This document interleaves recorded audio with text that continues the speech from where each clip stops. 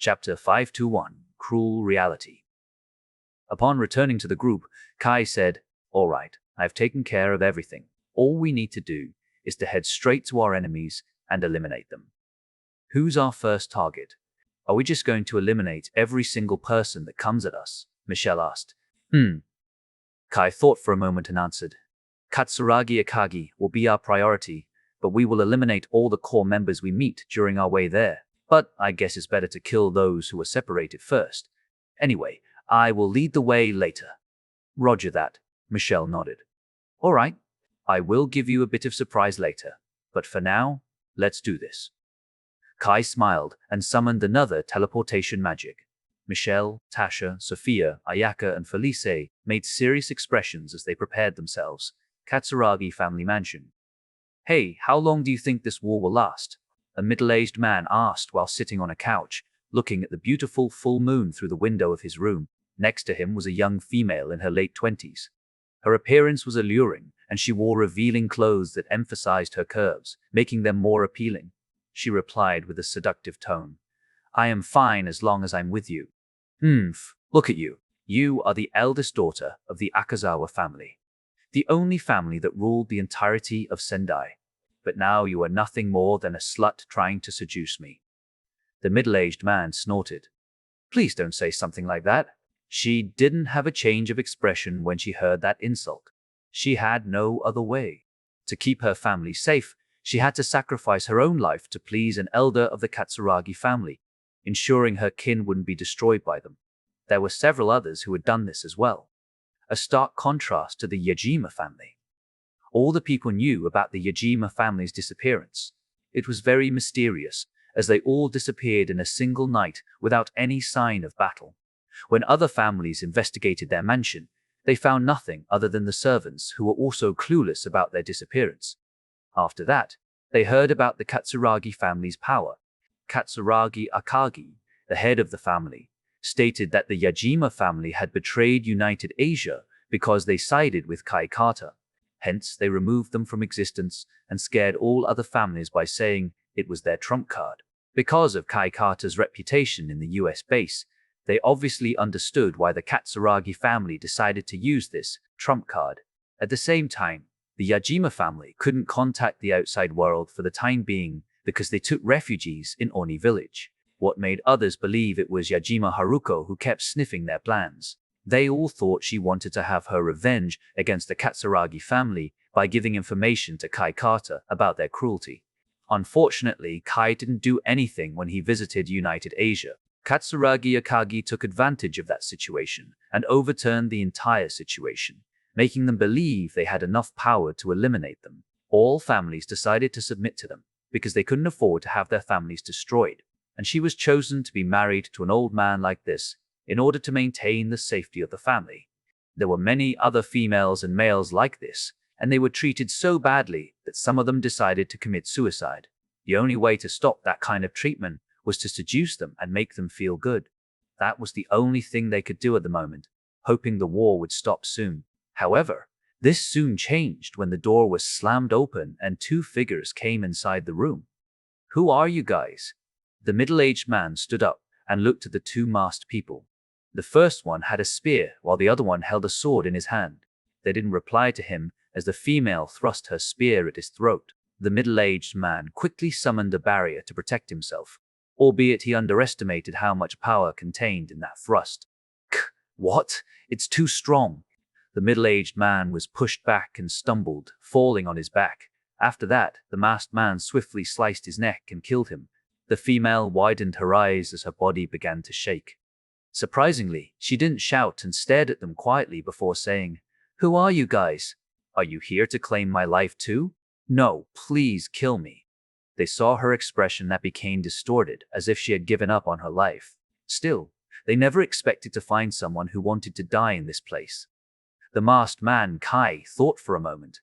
He knew there were many people from other families, so he never planned to kill them since his targets were only the Katsuragi family members and some high-ranking affiliates.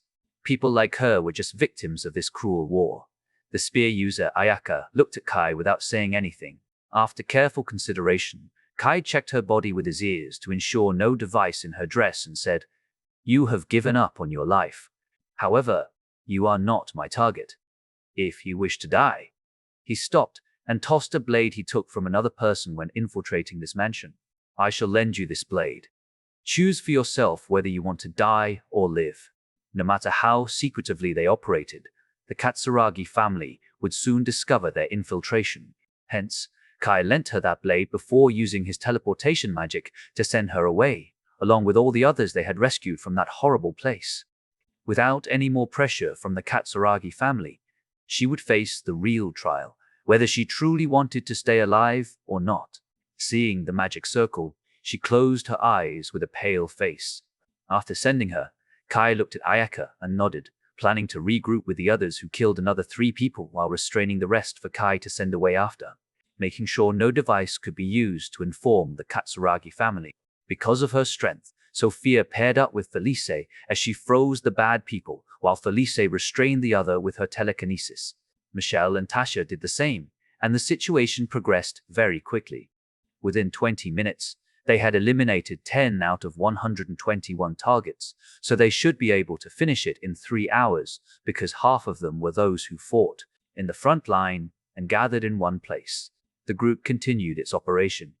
Felice had a pale face, but she insisted on continuing because she knew the moment she chose to walk on this path. Sophia was there to support her, so Kai could only believe in Felici's mental fortitude. After going with the operation for an hour, they finally stumbled upon the most important place in the mansion. Kai opened the door with a serious expression, knowing there were 2 people inside. The first one was an old man with a tired face, looking Kai in the eyes. He let out a long sigh and remained silent. Sitting next to him was not a human, but a squid. His appearance was similar to that of Ketsa, but Kai couldn't be sure unless the other person confirmed it. "You've come here after 2 years, Katsuragi Akagi said while glancing at the others. Chapter 522, Identity. Kai remained calm as he already expected this. He simply glanced at the squid before his vision returned to Katsuragi Akagi. "To think you are using outside help now. Where is your pride? So much for patriotism. All I can see is just a hypocrite. When Akagi chased him in the past, he always wanted to unite this base again and turned it back to Japan. However, the fact that he accepted another party's help, it wouldn't be the same Japan again. Hence, all his words just made him a mere hypocrite instead of a patriot. You forced me to use this help, Kai Carter." Akagi's expression didn't change and continued, "If you just have a slow life in the US base, I wouldn't need to care about any outside threat anymore. All I needed to do was to eliminate the South family, and I would have finished my job. Unfortunately, you have stood in my way again. I don't have any attachment to United Asia anymore." Bullshit. Blood can be washed away by blood. I know you are going to come here one day, and everything I have achieved so far will be ruined by you. In the end, you betray humanity. Kai shook his head and smiled. "I'm sure you already know what's your fate after seeing what I have done to French's prime minister, right? To do it, you need to get enough power to defeat your enemy. That's why I accept this help and invite another expert. I know that you barely killed him. Even with you using Evan Young's ability and gathering your allies, it won't be possible to defeat him. After all, you can't invite any of those S-rank magicians other than your women. Not even your teacher can come because it will bring so much unnecessary attention. What do you have to say, hero?" Kai's expression darkened as he stated, "I don't have anything to say to a traitor as well as my enemy. I will simply give you a choice, kill yourself or die in my hand. For a genius in warfare, I'm sure you have heard of this. The enemy of my enemy is my friend." Akagi rose and smirked, showing a button on his hand. "Your plan will fail. You can't escape anymore. The moment you want to teleport, I will press this button to activate the space jamming equipment that has been installed inside this mansion. That's your conclusion. For me, you are the same as a dead person. Do you think you have enough strength to fight against me, Kai Carter?" The squid snorted. "I don't know you." Kai made a weird expression before shaking his head in disappointment. "You bastard. I can't forgive you for taking my brother's life. I am going to avenge him right now." The squid rose while releasing his killing intent.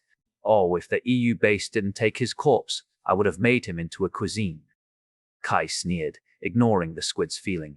Do you think you are good after defeating my brother? My power is just a bit weaker compared to my brother. If only you had all those 4 people together with you, you might have the chance against me. The squid looked down on the girls and said, Unfortunately, there is only one present. And you even bring a child here. She will be the first one to die. You can't even understand my reason for bringing her here. You're utterly disappointing. Kai turned to Katsuragi Akagi. I only have one thing to say to you. Kill yourself. Do you think you can capture and kill me? With him next to me, you won't be able to do anything. Akagi snorted and looked away. You are a fool. To think the rumored genius is overconfident. I guess it's a normal occurrence for a genius to die because of his overconfidence. Ha ha ha, human Akagi, I will handle them. You can grasp that child and torture her in front of their eyes. I wonder what. Suddenly, Kai opened his mouth while releasing all his killing intent. His eyes turned bloodshot, and his tone was extremely cold. He stated as if looking down on the squid. However, the words coming from his mouth were a language that no one ever heard except the squid. Shut up. A mere sea race has no right to talk when this king opens his mouth. Everyone widened their eyes and dropped their jaws in shock, staring at Kai with a dumbfounded expression. They obviously had no knowledge of what he said, but they could somehow understand that Kai truly said something like a language. And it was proven by the expression planted on the squid's face. He was taken aback by the fact that Kai could talk in their language, mermaid language. The squid said something in the same language, confusing the others. However, the squid was the one who got troubled with this language the most. Kai just showed him that he could talk in their language, meaning Kai had started walking on the path of becoming the true protector of the human race. If he succeeded in this path, there would be a huge clash between 2 protectors that might soon become the center of every protector's attention. You understand. Before he finished, he lowered his vision and saw a pink magic circle. He quickly grasped Kai's plan. Kai wanted to kill him after knowing this, and used this shock to teleport him somewhere that no one would notice if a fight occurred. Akagi tried to activate the button, but it suddenly flew away from his hand. He raised his vision and saw Felice using her power to throw away the button.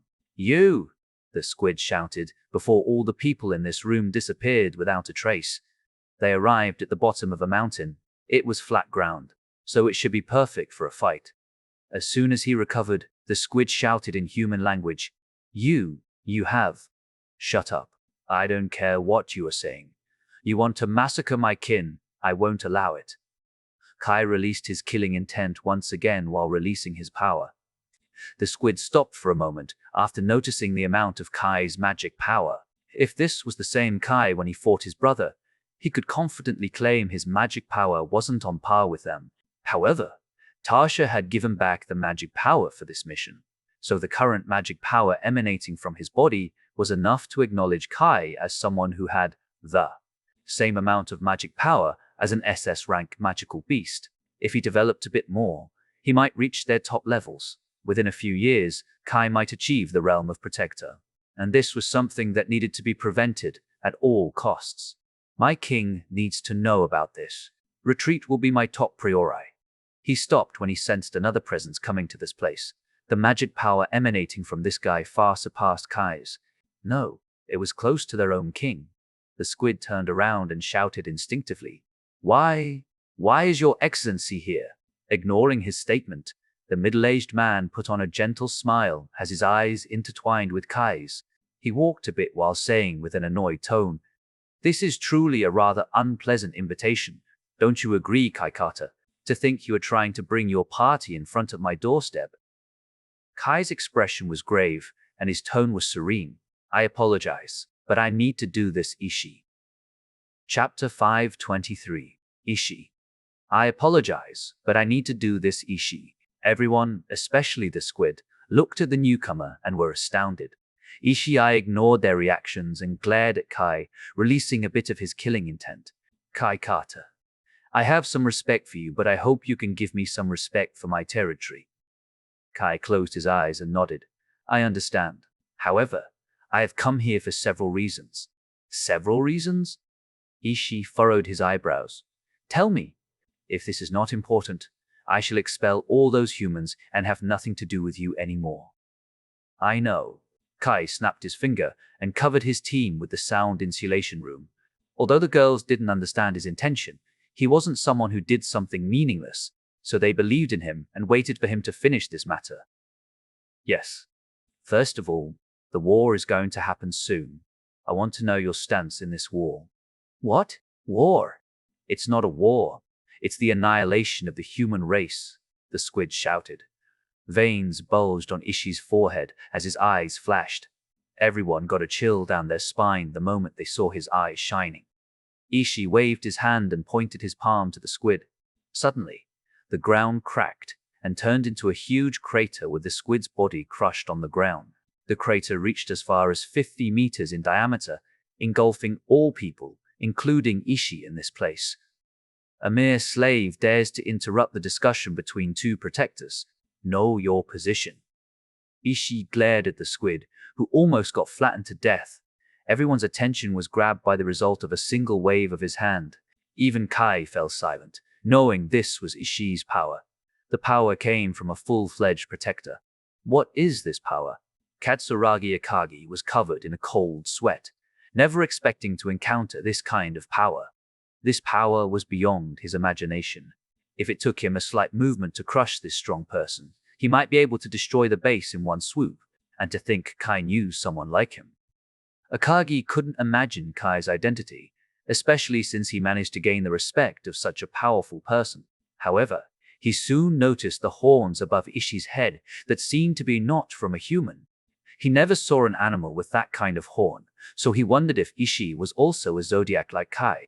If he knew Zodiac could be this powerful, he would have turned at least tens of thousands of people into Zodiac, no matter the cost. After all, if one of them became this strong, only one of them, he would be able to conquer the whole world. Unfortunately, it was not possible because Kai had gained it. On the contrary, Felice had another thought about this power. She couldn't help but say, "This is telekinesis. Its power is beyond my understanding, but it can be said this is the potential of telekinesis magic." A pinnacle of power? Felice tried to discern this power and thought about how she could replicate this power. She looked down and fell into deep thought while muttering, "Wait a minute." He lifted the squid first before using his power to crush him to the ground. The force was too strong to do something like that. So, did he force the air above him to crush him? While she thought, the others could only smile helplessly, wondering how much Kai had been hiding from them. They knew Ishii was Oni, as he seemed to be more important than the lady they met last time. Still, they would never expect there was someone this strong among them. However, the tense atmosphere still filled the entire place as Ishii demanded an explanation. "What do you mean?" "The war between the human race and the mermaid race is going to happen soon. I just want to warn you and know where you belong in this war." "Are you questioning me?" "Yes. Are you truly questioning me? Do you have no respect? Do you think I don't dare to kill you?" "No. It's because I respect you that I wish to know this answer. I don't wish to fight someone I know and respect." Kai shook his head with a serious expression. Ishii fell silent and stared at Kai's expression for a minute before answering him. "I will remain neutral. I won't go anywhere from this place. If you disturb me with this war, I will fight you. If those mermaids annoy me, I will fight their king. That's all." "I understand." Kai closed his eyes and felt relieved. "I have certainly confirmed your intention. At least the clash will probably happen in another continent, so I don't think it will harm you in any way." "What's your other business?" "I wish to see your power. This is the only way to see it." Kai answered him honestly, even if he was going to piss him off. However, Ishii didn't react to this answer as he replied with a calm expression. "I can understand that. I have prepared some consequences for this, but you're rather calm. I am annoyed, but you remind me of myself in the past. I'm also a curious person, so I won't be a hypocrite and let this one slide. However, no more this trick, okay?" "Understood. Also, I will give you this." Ishii took out a small red pearl from his pocket and tossed it to Kai. Kai caught it and looked at this small pearl. "What is this?" "It's called Blood Sea Pearl. Go to Peru and toss this pearl to the sea. Someone will appear in front of you. She will appear in your war because of the scale. So you need to explain yourself to her." I'm sure she can assure that no other protectors participate in this war as long as you don't annoy other protectors, especially harm their territory. Are you sure about giving this to me? Yes. Ishii nodded. Just be respectful to her, okay? Kai agreed without hesitation. And the third one, I want to tell you one thing. It's regarding any other protectors. I need their location so as to avoid invading their territories. That pearl will give that answer. All right. Do you think I need to know other things about Protector? Ishii thought for a moment. There is only one condition. Whatever you do, don't make this place worse by forcing any protector to sacrifice themselves to bring back the calamity. With the additional magic particles scattered in the air, the magical beasts will become far more powerful than you can imagine. And there are some after effects that will follow. You had better ask your own people about this. I'm sure you have met them, since I can see the leap in your strength. Kai nodded. Okay, I will be careful. My goal remains the same and I will stop after that. That's good. One last thing. I want to tell you that there will be a great turmoil in this base. I can see that. Ishii glanced at Katsuragi Akagi and the dying squid. Anyway, my place won't be involved in any of that. In fact, we are going to lock down our gate. In that case, I want you to return the people inside. The situation will become safer for them to stay outside and return to where they belong. Kai then lowered his head. For that, I am grateful. Never mind. I have done my part to ensure the stability of this planet. The rest is up to you. Ishii shrugged. When do you need them? In 2 days. Got it. Can you tell her that I miss her and will meet her in 2 days? Kai smiled. Your little wife is good right now. Do you wish to bring her alongside you? He asked while glancing at the girls. No, it's fine for now. I have my plan. Kai shook his head. Okay. That's all I want to say. I will bring them with me. Is that fine? Ishii thought for a moment and raised his hand. Suddenly, the crater started rising and returning to normal, as if Ishii had just turned back time. However, Kai could see that he had simply used his telekinesis to lift the ground and patch it back together. I am done here. You can do anything you want, as long as you leave this place within a few minutes. Thank you. Kai nodded. Ishii then waved his hand and disappeared from the scene. Chapter 524. Ending the Matter. You, who are you? Katsuragi Akagi fell to the ground, staring at Kai in fear. This was the first time he had seen someone this strong, and it turned out to be Kai's acquaintance.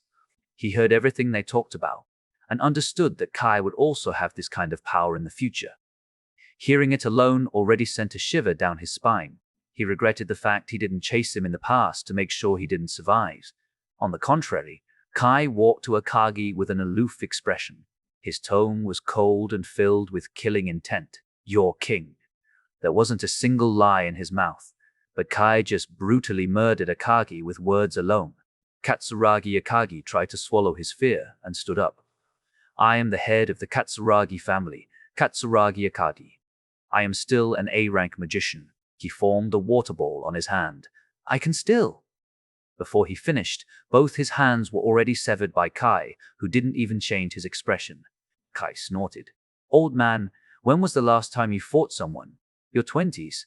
It's been more than 3 decades since you last used your power, and this is what you get. You act like an amateur. I believe you were not a good magician either in the past. I guess it's easy to climb rank with a good family. Kai sneered, looking down on him. Argh! Akagi fell on his knees, wailing in pain. No, don't. Before he spoke further, Kai sent his head flying. Don't beg for your life. You appeared strong this whole time and acted as if you had conquered United Asia. Have some dignity, will you? Kai closed his eyes, ignoring the headless corpse that fell to the ground. He retracted the sound insulation barrier with a snap of his fingers. Ayaka, take care of him. Kai pointed at the corpse, asking her to burn everything. After that, he turned to the others and apologized. Sorry, I can't let you hear the conversation. It's fine. From your expression alone, we know it's something so serious. Instead of getting angry at this useless thing, it's better to trust you. Michelle shook her head. I know that it will be revealed sooner or later. Ayaka agreed with her. Yeah, it's probably the one thing he fears this whole time. Tasha nodded. Indeed, we will know everything before the marriage, so we should trust you. However, if it's too much, Don't hesitate to rely on us, okay? We may not be able to help much in terms of fighting, but we can think of a solution together. Sophia winked her eyes.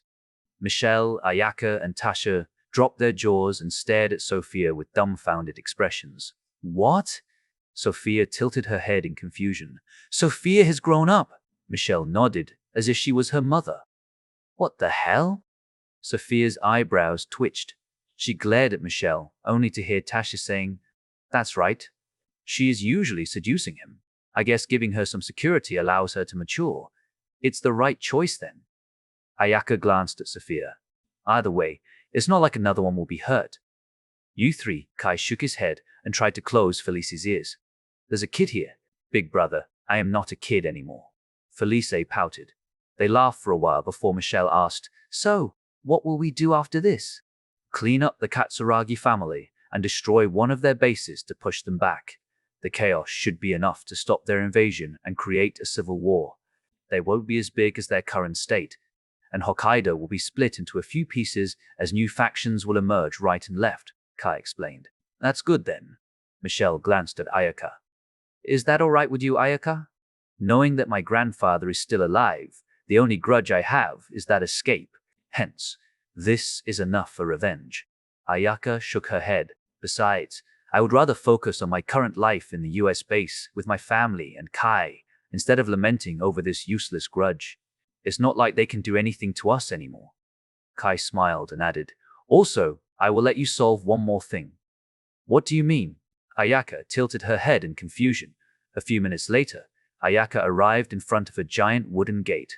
She took a deep breath and opened the doors, finding a huge room with several women lying on the ground without any clothes. All of them had wounds on their bodies, and she could barely see any vital signs from them. Most seemed to have died, while the rest were dying and would likely pass away by the next day. The nasty scent filled her nose and made her want to puke. Blood was better than this scent, Ayaka thought. On the bed, she saw a young man sleeping on the bed. She recalled the memories she had buried in her heart and looked at the young man with an inflated belly. His overall weight also increased, and his nose was pinched by 2 plump cheeks. Even though he had grown 2 times fatter, Ayaka still recognized this person. He was Katsuragi Takaki. Ayaka walked to the bed with a spear in her hand. A moan echoed from Takaki as he slightly opened his eyes. Looking at Ayaka, he couldn't help but raise his hand, trying to reach her while muttering, Is this a dream? Why would you come and haunt me again? Why do you leave me for someone else? I truly love you this whole time. Say that again without any women in this room, Ayaka calmly replied as she raised her spear. A spear? That's right. You are using a spear as your weapon. Are you going to commit double suicide with me and have a good life together in the next life? Ayaka's expression was distorted. No wonder she never liked him. He was not only arrogant, but he was also delusional and couldn't mature like her, even after 2 years. Ayaka released her killing intent and prepared to thrust his neck. No. I am happy with my life. It's you who need to die, delusional motherfucker. Ayaka stabbed his throat and heart to make sure she killed him. Of course, she stayed for a minute to ensure it, not wanting to have a future threat. After killing him, Ayaka walked outside and found Kai and the others. Ayaka sighed. I am glad that I can properly end things. He was the start of this misery. He was the one who destroyed my family. His obsession turned my life upside down. Ayaka walked to Kai and gently hugged him. Thank you. Thank you for being with me. Thank you for not giving me up. Kai hugged her and stroked her hair. It took Ayaka several minutes to calm her heart down, and the group continued their operation. They killed all the people on Kai's list. It was such a huge nightmare in the Katsuragi family mansion to find the elders and the successor had died. Even their family head was missing and seemed to have died, judging from the scale of this event. After that, they also found that one of the front bases that would take over another territory was destroyed in a single night without leaving any survivors. Of course, with how big the impact of this incident, even the Katsuragi family in their peak wouldn't be able to close down the information, let alone in this chaotic situation. The news reached United Asia's Prime Minister and the head of the South family. Chapter 525 Result. As one would expect, The uproar in the Katsuragi family couldn't be contained as no one held the reins anymore. The information quickly spread to the entire base. An old man sat on his chair, looking at the information sent by his subordinate. He didn't move for a whole 15 minutes because it was too ridiculous to be true. However, another person slammed the door and rushed to the room. Bang! Emergency. This needs to be the top priority. A young secretary handed another document while panting. What is this? We have just gotten the information about the one who wreaked havoc on the Katsuragi family. And who is he? The old man asked while putting down the earlier information while focusing on this news. It's Kai Carter. Huh? The old man frowned. Isn't he supposed to be in the EU base, waiting for his treat? The old man didn't continue as he understood why Kai Carter was mentioned. He quickly looked at the report and saw one big paragraph in the middle of the report. I will meet you at 5 p.m. You can bring 3 people with you, but no one else could listen to this conversation. If there is another person, I will cancel this discussion and proceed accordingly. All I want is to return the peace to this base. The old man pinched the bridge of his nose, knowing that it was impossible to go against Kai Carter right now. His power was just too big. And if he added his influence that could literally move all S-rank magicians in the EU base and the US base, it was too much even if all the families in this base united. He thought for a moment and said, call the Minister of Defense, Minister of Foreign Affairs, and General Tatsuhiko. I understand. The young secretary quickly took off to follow his order, knowing it was the top priority. Meanwhile, the South family also understood the significance of this incident. They had even assembled all the high-ranking members of the family to discuss their next plan for destroying the Katsuragi family. The one leading this meeting was a middle-aged man with blue hair. He had a big bag under his eyes as if he lacked sleep. However, it didn't diminish the stern look on his face. He glanced at an old man that sat next to him. What do you think about this news, father? Instead of the news, I'm more interested in the person who can create this kind of news. The old man smirked. If they can annihilate the Katsuragi family, doesn't that mean they can annihilate us too? And even if this is a large group, my point still stands. It was a realistic point of view, and every member understood it. That was why they had a heavy face this whole time. We need to know what this person wants before making any move. The middle-aged man nodded in agreement and stated before he saw someone opening the door, Master, this is urgent news. We have just gotten the information from Ikeda Kenzo. Huh? What's the enemy want from us? He is still alive? The statement was followed by numerous questions before the middle-aged man slammed the table to silence them before saying, What is it? Tell me. According to him, Kai Carter wants to meet with you and the South family to cease any action before this discussion. He wants to meet you at 7 p.m. tonight. What? Kai Carter?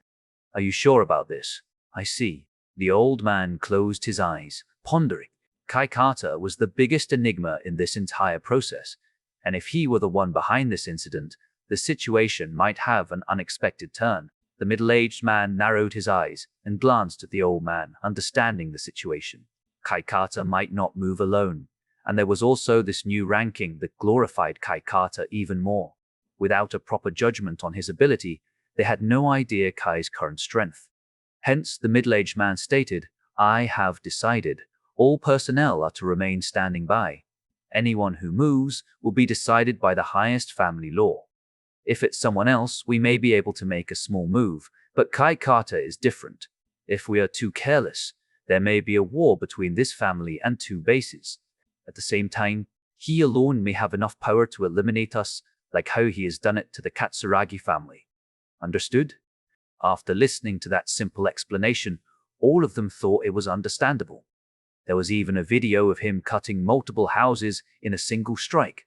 If it were his strongest strike, it would be hard for him to do it multiple times, but the end result of that fight was catastrophic. Hence, his strength was a real deal. What are you planning to do, father? I hope you're not thinking about challenging him, right? Of course not. The old man shrugged. I am interested in that, but if he doesn't want to, then I won't pursue that matter. I will simply ask. I won't provoke him or anything. The middle-aged man nodded and continued. That's all. We will gather again here 1 hour before the meeting. Also, inform all people in this place that if they spot him, They will report to us and lead him to the guest area. Make sure no one offends him until the meeting ends. Understood? All of them exchanged looks and nodded.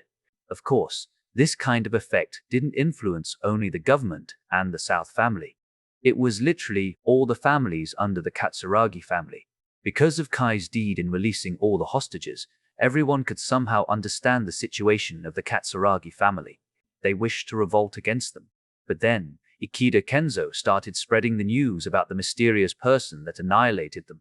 He simply stated that he had changed sides because it was necessary to stop Katsuragi Akagi. At the same time, the one who wanted that change was simply too powerful, as they managed to eliminate all important people in a single night without anyone knowing. Understanding the gravity of the matter, they decided to swallow their anger for a moment. Obviously, this was difficult to do, considering the Katsuragi family had been mistreating or even killing their members. Even so, Ikeda Kenzo wanted them to remain in their home just for tonight. Something big would happen tomorrow that would make them realize the truth of his statement. Of course, everything was left to their discretion. Unfortunately, it was hard to gather all their forces, and they decided to pull all the soldiers they had lent to the Katsuragi family to their respective families, weakening the Katsuragi family even more. During that time, all families in Hokkaido couldn't contain their excitement anymore and started proceeding with a different plan than those in the mainland. It was so easy to know how hard they had been oppressed by the Katsuragi family. After all, unlike those families, Hokkaido had been under one ruler this whole time. They wanted to take over the Katsuragi family's influence and expand. But with all families there sharing the sentiment, Hokkaido soon fell into turmoil. Kai also wished to stop this kind of conflict. Even if he couldn't, he wanted to minimize the damage. Hence, it became the reason why he needed to meet the Prime Minister as well as the South family. And currently, Kai was sitting in the room together with Michelle and Sophia, facing two men and women. I am the Prime Minister. I heard you want to talk to me.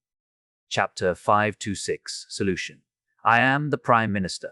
I heard you want to talk to me. The old man faced Kai with a serious expression, not underestimating him in the slightest. Yes. I want the government to seize this opportunity to stop the war. This should give back a bit of trust to the people. Kai quickly cut to the chase. The one behind the Prime Minister opened his mouth but stopped before saying anything. Although he was displeased to see Kai look down on the Prime Minister, he knew it wasn't the time to be reckless. The Prime Minister closed his eyes and thought for a moment. There are a few things that need to be done to regain the people's trust in the government. Before that, I would like to ask you your reason for helping the government, the Prime Minister asked politely. I may not be that useful in running the government, but I have promised to make sure my people do not suffer. If your aim is to make them suffer, I won't agree even if you cut me down here and now. Kai shook his head. I have no intention in harming the citizens. I am sure you have watched my fight in the EU base. After knowing the plan, I quickly baited the creature to that place. Of course, all people have been evacuated. I hope that you can understand that my heart is with the citizens. I also don't wish for them to suffer. What Kai hoped to achieve by telling him that fact was for the Prime Minister to understand that Kai never harmed the innocent citizens. Even the Prime Minister fell silent after hearing his answer. It took him a minute to continue the discussion. I understand. Still, the government has limited power over the South family. Even if we want to stop this war, it's impossible unless someone stops them. The Prime Minister seemed to wish to borrow Kai's power to stop the South family. By using the citizens as the hostage, he indeed managed to play like how those in politics would act in this situation. Kai nodded. I can stop the South family for you. But you are also required to oversee the entire situation, ensuring all the people have been freed from the Katsuragi family's control. Also, you need to make sure that all the Katsuragi family members return to Hokkaido. He thought for a moment. Yes, we can do that. With the information I've been given, I can see your aim. There won't be much resistance from the Katsuragi family. So if you can handle the other side, we can control the situation. That's good. Kai nodded. Still, there is one thing that has been making me unable to sleep at night. The Prime Minister smiled and asked, I wonder if a person such as you know why the Yajima family disappeared in a single night. This old man indeed tried to get everything from him. Kai smiled and said with a bit of a threat. Let's cut to the chase. I will answer your question with another question. How much do you think you know about me? The old man was stunned for a second, before closing his eyes to regain his composure. However, he understood Kai's meaning.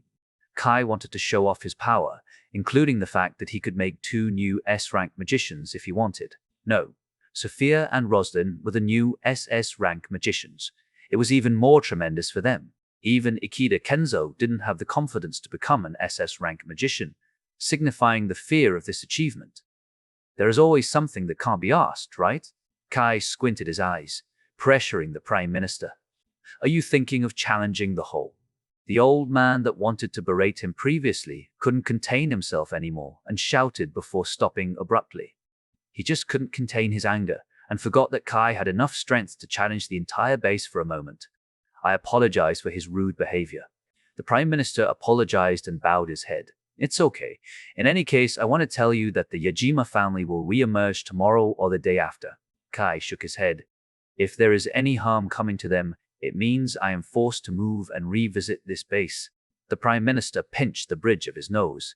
If I may know, what is your relationship with the Yajima family's eldest daughter, Yajima Haruko?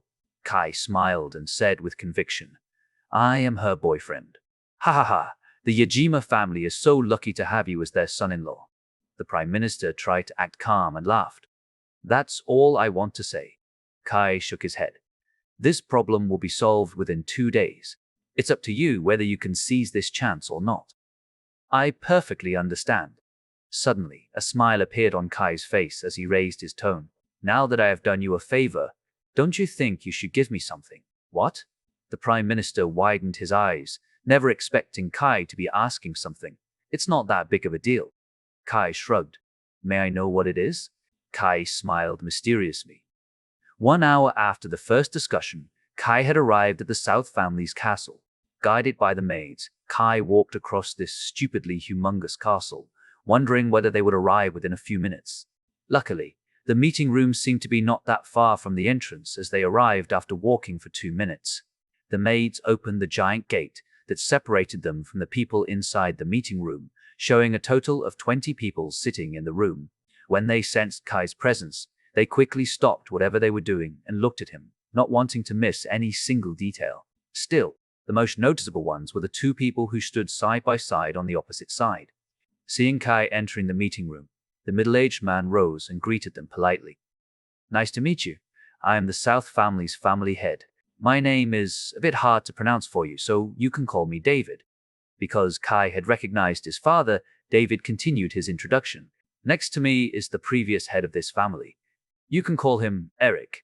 After that, he took another look at the 2 who accompanied Kai for this discussion. It's an honor to meet the 3 of you. The SSS rank magician, Kai Carter, the SS rank magician, Sophia Campbell, and the only daughter of the Graham family, Michelle Graham. I have heard of your intention in coming here.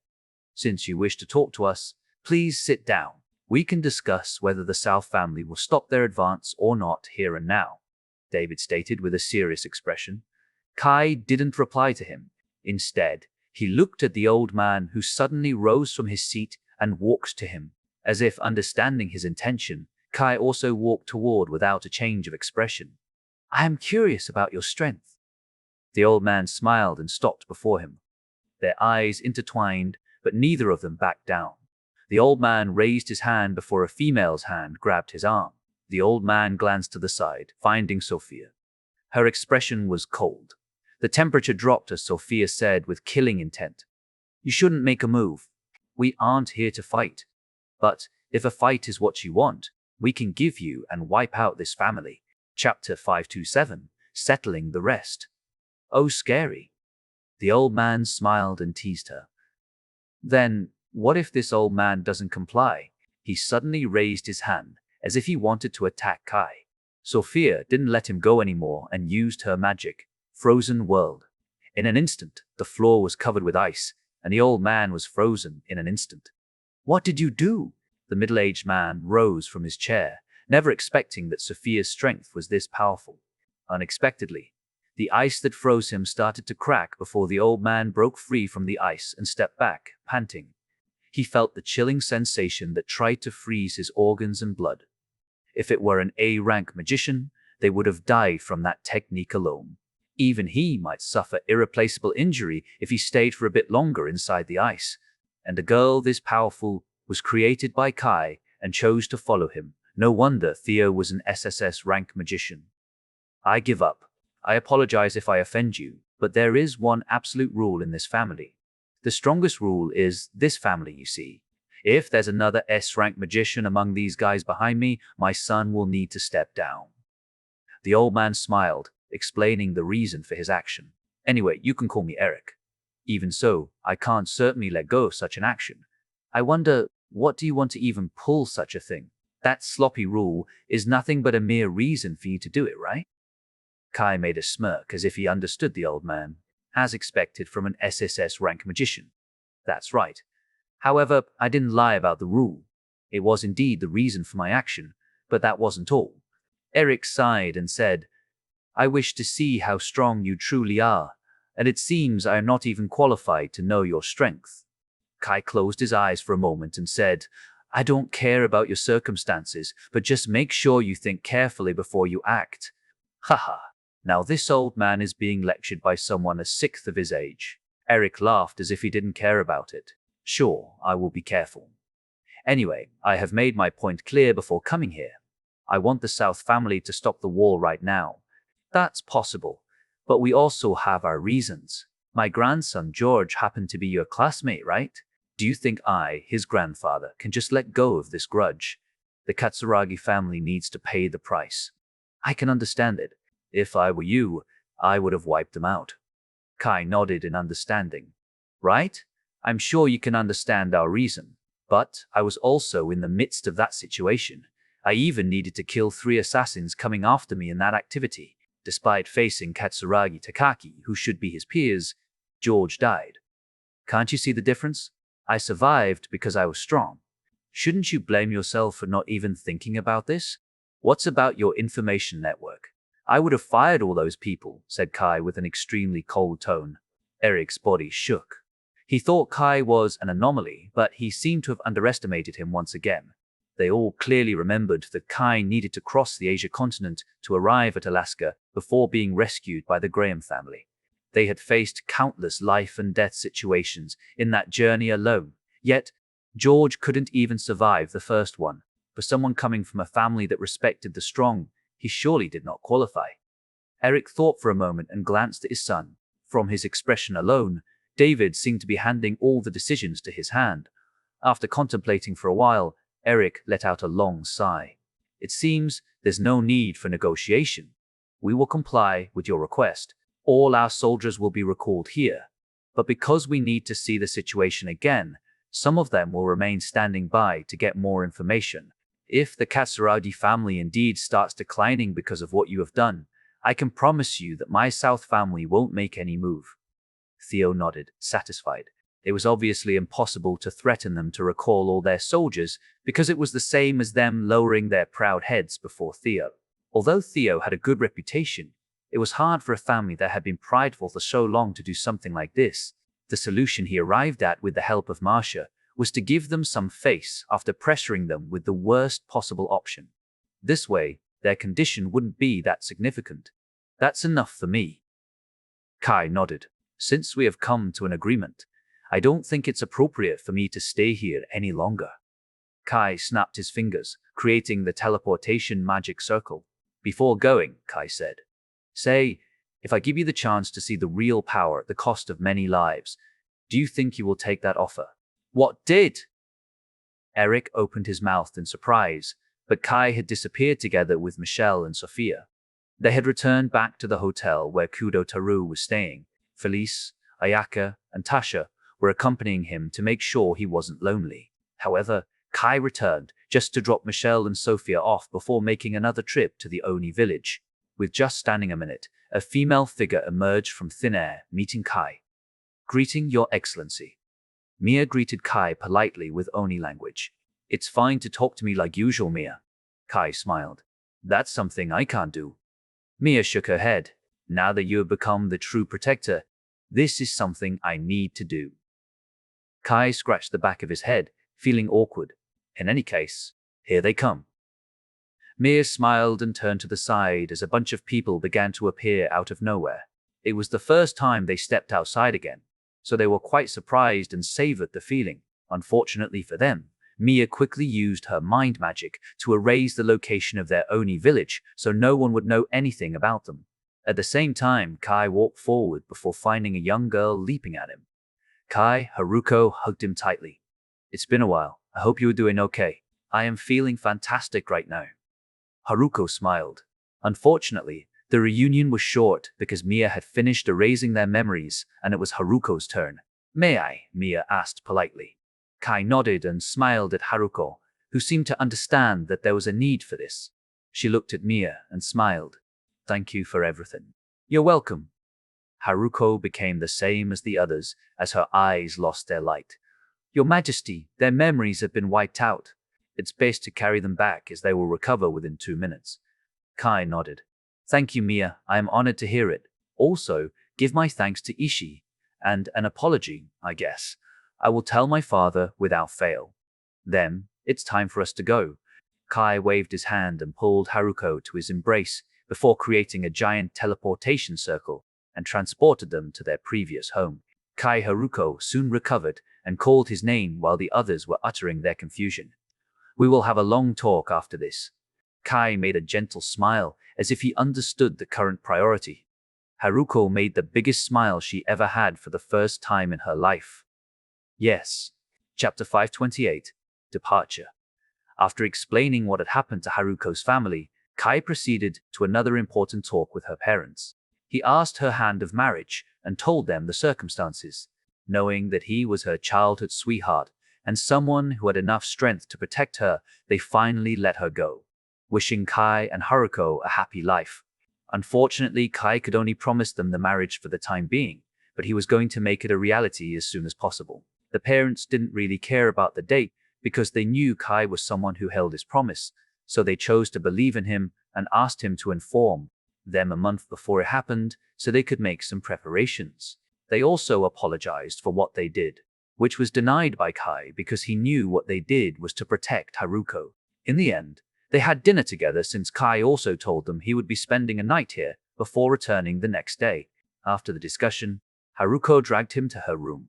Kai also planned to do this since he slipped a bottle of medicine into his luggage.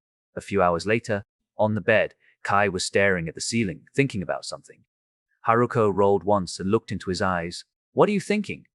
I am planning to return to the EU base after this. The plane is ready to pick me up, so I want to ask you to come with me. I am sorry, but I don't think I can. Haruko closed her eyes in disappointment. It wasn't that she didn't wish to be together with him. She had her own matters that she needed to handle in order to help him. I will settle every matter you have in United Asia. That's why I can't go with you. Maybe after everything is done, I can finally live together with you. Haruko sighed and rested her head on his chest. Sorry for making you do all this. Kai sighed. You didn't make me do this. It's me who wants to do it. My family can also survive this ordeal thanks to you. Haruko smiled. In any case, I am already the happiest after the talk about our marriage. I am the farthest away from you, and I have never been on your side for so long, unlike the others. I am afraid that you don't like me. It's not possible. You have been a great help this whole time. Without you, I won't be returning to this place this fast. Kai shook his head, denying it almost immediately. Still, I think I haven't said this to you. I love you. She made a big smile. I love you too. The next day, Kai bid goodbye to Haruko and her parents and returned to the hotel where they all gathered. Without wasting any more time, they checked out of the hotel and teleported to the beach before going straight to North Korea by using the teleportation magic. The pilot quickly contacted him about his position and adjusted accordingly. With Kai's hearing range, as long as they flew low enough, he could easily find them. As soon as they returned to the EU base, Marsha and Kai met again and staged Evan's arrival. Obviously, it was the time Evan healed the rest of the S-rank magicians, including Kai, who was supposed to be laying down on the hospital bed. After getting covered by the media, Marsha continued her diplomatic discussion before the Union joined hands with the US base. It was shown to the whole world that the Union had given all the people affected by Oliver to be cured of their curse. Even Rhea Ross needed to make her appearance, promising them to handle the case with extreme caution. At the same time, that promise also ignited the desire to live again because she showed proof that she managed to make a breakthrough about the cure. For the duration of 1 year, she would treat them and send back all those people completely normal. With the support of the citizens, the entire process ended smoothly, and Oliver's name had become the thing in the past. His replacement was also someone picked by Marcia. Kai also thanked her for her continuous support by helping her with some additional support on the battlefield. After a long stay, Kai finally returned to the airport together with Sophia. He walked with a smile on his face and muttered, "It's been 6 months. Haha, I don't have much memory for half of it though." Sophia chuckled, teasing him. "I am sorry, but at least you got strength. Nothing happened during that time either." Kai shrugged. "I was joking. No need to take it to your heart." Kai smiled and walked together before finding a group of people waiting for him. Big brother Kai. All the kids from the orphanage quickly jumped to him, trying to hug him. Although it was a short period of time, most of the kids had begun to idolize Kai.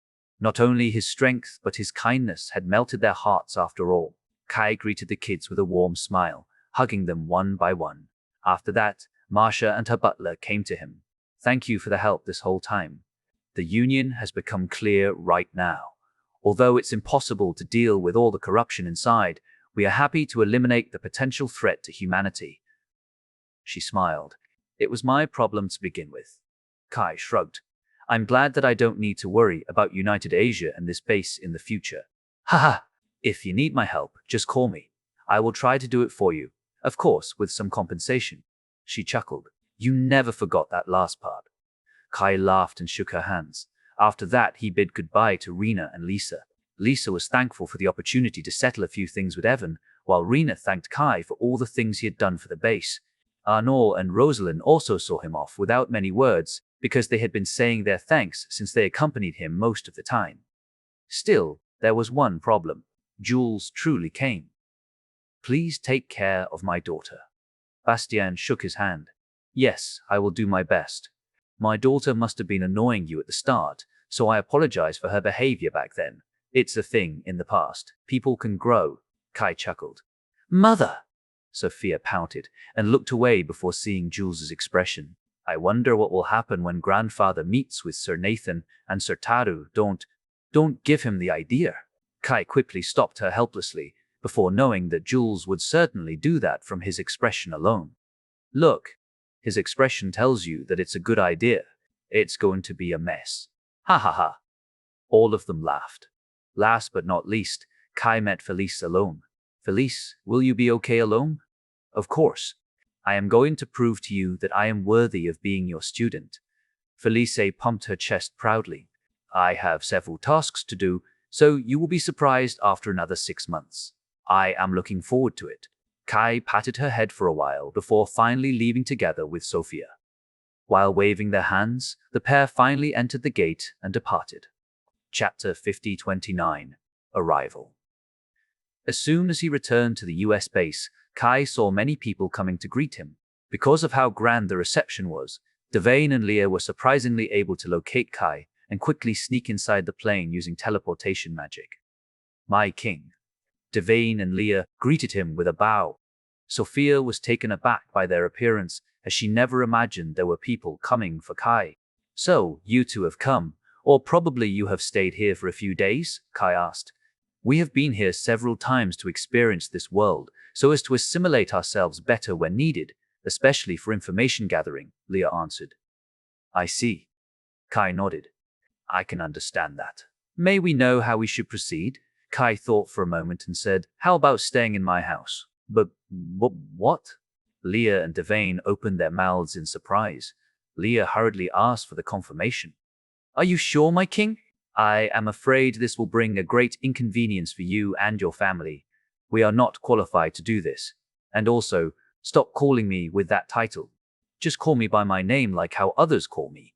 We can't?" Leah shook her head in panic. "Do you think I can explain your identities to them? Besides, If you are with my parents, I can be more assured of their safety and proceed more boldly against our enemies. Having you all training together in my house will make my parents happy. It will feel like a party to them. That's why I am suggesting this." Kai sighed. "Albeit, I can't really force you if you don't want to." Leah and Devane shuddered as they exchanged looks. They obviously didn't want to reject it, but they didn't know whether it was all right for them or not. "If you have some rules regarding it, I can order you if you want." Kai squinted his eyes as if telling them he was serious about it. No, there is no rule about it. But are you sure it's all right?" Leah asked timidly. "Yep, now that you have agreed, start calling me Kai from now on." Kai nodded. "Also, go wait for me outside. As much as I want to introduce you to my parents, I can't show you to too many people to avoid getting found out by our enemies." "It's okay. We can understand." Leah looked down, feeling embarrassed. "That's good enough for now." Kai nodded and rose, heading out of the plane with Sophia. "See you later." When Kai walked outside the plane, he could see many people coming to get him. Although the information wasn't spread, Kai could still see more than 10 people lining up. The first was none other than President Brent. "I'm glad that you are back here." President Brent smiled. "It's my pleasure." Kai smiled. "Well, we can talk more later, so I won't hold you any longer from your reunion." Brent nodded and took a step back before glancing over to the side. Kai also turned around and smiled at the two people he wanted to see the most. He quickly walked to them as his mother hugged him tightly. "You're back. 6 months feels like 6 years." "Ahaha, I'm sorry for making you lonely." Kai's expression became gentle. "I hope Michelle and Ayaka didn't trouble you." "Of course not. We are happy with the fact they accompany us." After being released by his mother, Kai hugged his father. "I'm back, father. I'm just glad that you returned safely." James hugged back for a few seconds before patting his shoulders. Kai took a step back and saw the rest of the people. To his expectation, Ayako brought her whole family with her because they obviously wanted to say their gratitude despite having done it multiple times through calls. Kai felt happy that their family had reunited again. However, that happiness turned into a surprise when Nathan grabbed Taru's shoulder like a buddy. The two seemed to have met and made a quite good relationship as a fellow grandfather-in-law. It might be due to Michelle's younger brother that Nathan had never stressed too much about Kai's relationship anymore. Either way, it was good for him that everyone could get along. The girls, including Sophia, gathered while Kai reunited with his teacher. "I'm back, teacher." "I know. I believe you also have many things to do after this, but you should take a rest for 2 or 3 days." Ria nodded. "Yeah, I'm planning to spend my time with my family. Of course, it's better if you join us, teacher." Kai smiled. "We will see." Ria chuckled. Kai then continued to meet a few more people before going back together with his parents and the girls. Suddenly, Leah and Devane appeared before them with a slightly nervous face. Kai quickly stepped forward and introduced them. "Because they might have been implicated if they came off the plane together with me, they waited for me here. These two are my friends from the EU base. We're like brothers and sisters, and they took care of me while I was there. As much as I want to talk about them, I believe it's better to get inside first to avoid people's attention." Kai opened the door. Since Devane didn't find anyone in the driver's seat, he thought one of them would drive the car, so he quickly asked, "May I drive the car? I can use the GPS to drive since I don't want to ruin everyone's reunion." "Look, he just proved my point." Kai smiled and winked. That. His father obviously wanted to drive them back, but Kai had grabbed his hand and pulled them inside. Since Kai was a bit forceful, they decided to take the offer and entered the car together. After everyone came in, Devane began to drive away. Leah then introduced herself. "It's an honor to meet you, sir and madam. My name is Leah Ishtar, and the one coming with me is Devane Ishtar. Kai has been taking care of us since the beginning." "Ah, such a polite one." His mother smiled. "It's my pleasure to know that my son has companions during his stay in the EU base. Because of a few things, I want the two of them to stay in our house." "Do you think it's possible, Mom?" Kai asked. "Of course it's possible. We have a few spare rooms anyway." She chuckled and agreed without hesitation. "I won't need to feel lonely anymore since all of you are here." "That's good." Kai nodded while noticing the fact that Leah tried to work with her words to avoid saying Kai's name because she still felt awkward about it. "So, what is your relationship with my son?" A star appeared in her eyes as she had a great expectation since it wasn't every day's occurrence that her son brought someone home. Leah quickly looked down, feeling embarrassed. She had a hard time with this answer because of what happened back in Amulda Kalan. She knew that Kai had a strict rule when it came to the relationship, but she also vowed to serve Kai, including night activities.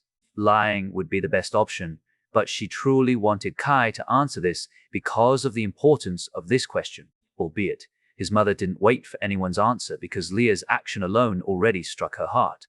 I see. I have understood everything. Chapter 530. Current situation. After getting their fun upon returning to the house, Kai gathered everyone inside his room. Michelle, Tasha, Ayaka, and Sophia sat next to each other. Leah and Devane sat in front of them, with Kai sitting in the middle. Without wasting our time, I am going to say this. All four of you need to get stronger, Kai stated with a serious expression. The enemy this time is far more powerful than we can imagine, so it's best to do it as early as possible. Get stronger? All of them turned to Sophia, who had experienced it. Yeah, I am going to do whatever it takes to power you up. Kai nodded and turned to Leah and Devane. I think it's fine to tell them about our enemies, right? We will obey our king's decision. They lowered their heads in unison. King? Michelle squinted her eyes. Tasha, Michelle, I'm sure you know my identity, right? A protector? Tasha and Michelle drew a gasp. Yes, I am the current human race protector. Of course, I only found out about it myself when I revealed my identity to both of you. Before then, I had no idea. Kai shook his head. But the reason we were able to visit the Oni village at all was because of that identity. Are you telling me that there are many other intelligent races other than us? Michelle asked with a frown. No, Leah shook her head. Every race has the same intelligence level. In the past, the magic particles, or what you called magic power, are scattered to the entire planet. It was so rich that you S-rank magicians in your classification system was just a random strong person. I'm sure there are many records about it, including monsters, which is basically the mutation of magical beasts.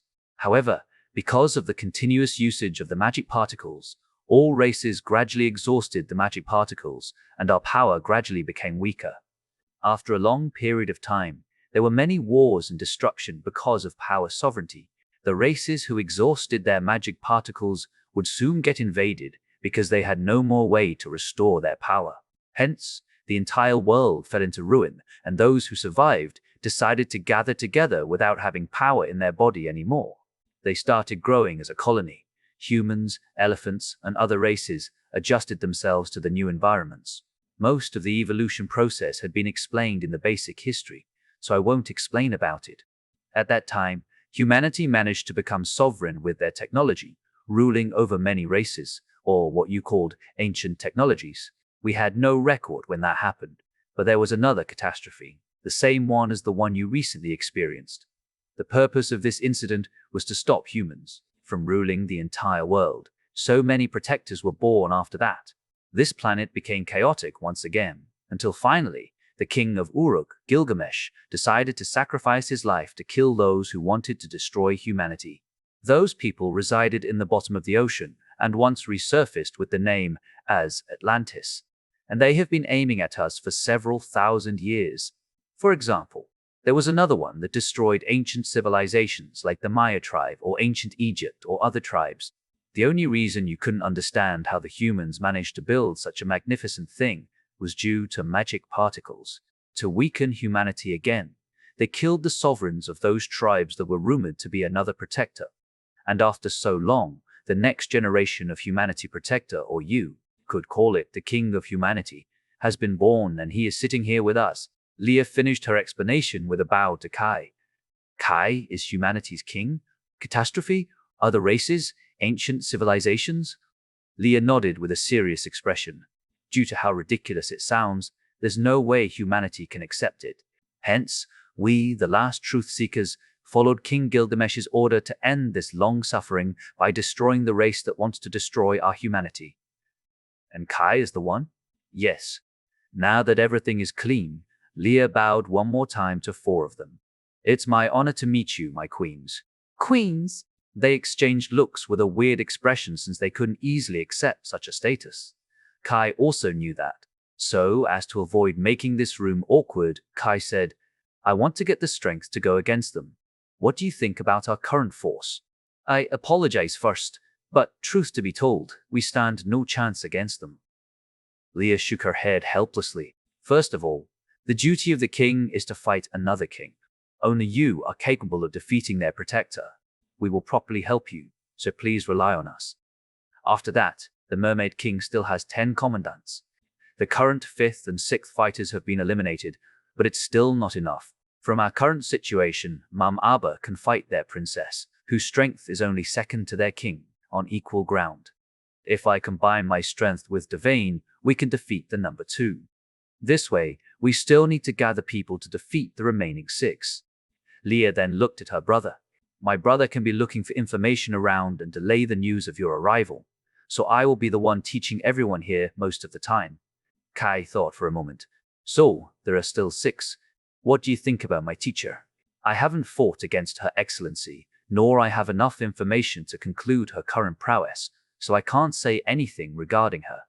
If I told you she is stronger than Sophia and Rosalind combined? Kai asked with a serious expression. Sophia and Leah widened their eyes, surprised by his statement. Leah thought for a moment and nodded. If she can get a bit stronger, I believe she can defeat one of them. That's good. Kai nodded and pointed his finger at the 4 girls. I don't know if we have enough time to cultivate them, but if they can join together to defeat 2, I think it's enough, right? Yes. I am not looking down on them, but the time is too short. Leah shook her head. Of course, I'm saying this when we both have an equal condition. What do you mean? Kai asked with a frown. You may have underestimated the power of a protector, my king. If the Mermaid King indeed came to the surface, he would bring a tsunami with him to ensure everyone could take advantage of the water to power up. Even if they couldn't utilize 100% of their power, they would still have 70%. That is far more powerful than their usual 50%. Kai sighed. Tsunami? The girls were confused, imagining the Mermaid King as a walking natural disaster. 2 more S-rank magicians from the US base, 3 S-rank magicians from the EU base, and 1 from United Asia. Do you think they can do anything? If they form 2 groups, they should be able to buy us enough time. Leah nodded. 2, huh? Kai pinched the bridge of his nose. This means we have 5. Only need 1 more person. However, I can't really find someone who can do it. If we allow that one to destroy our people, it's not even funny. As for the others, I hope our generals and soldiers could handle them too, but with the water advantage, I'm afraid we will be overwhelmed. Kai tried to come up with a way, but to no avail. The only way is to have 2 of the queens handle 1 each. Leah's tone was unsure because she didn't want to endanger them. We can talk about this later. For now, I want everyone to get stronger, okay?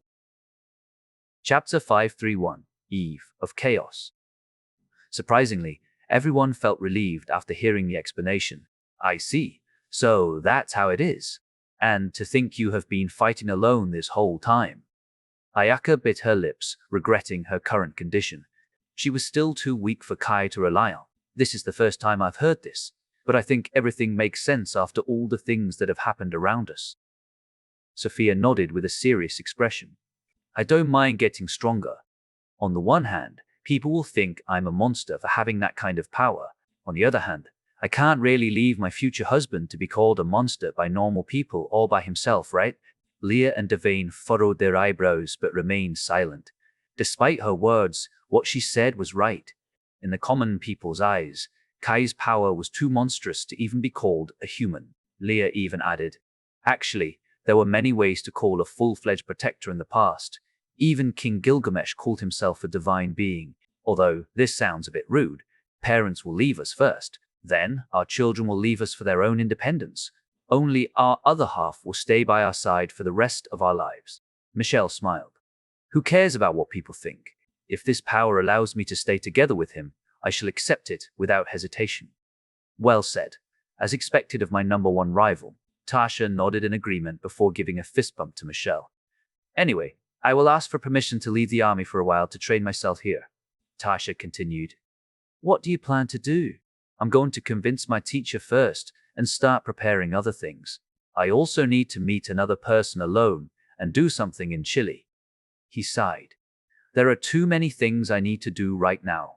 Of course, I'm not planning to waste my time. If that's the case, I will give you my sealing magic for now. It should be able to help you move around. Tasha smiled. Thank you. That will help me so much. Kai nodded. I will focus on my training here. We may need to do some renovation in the house to make a secret room or something. Michelle chuckled. Depending on the importance, I guess we can ditch the school or just use their facility to train?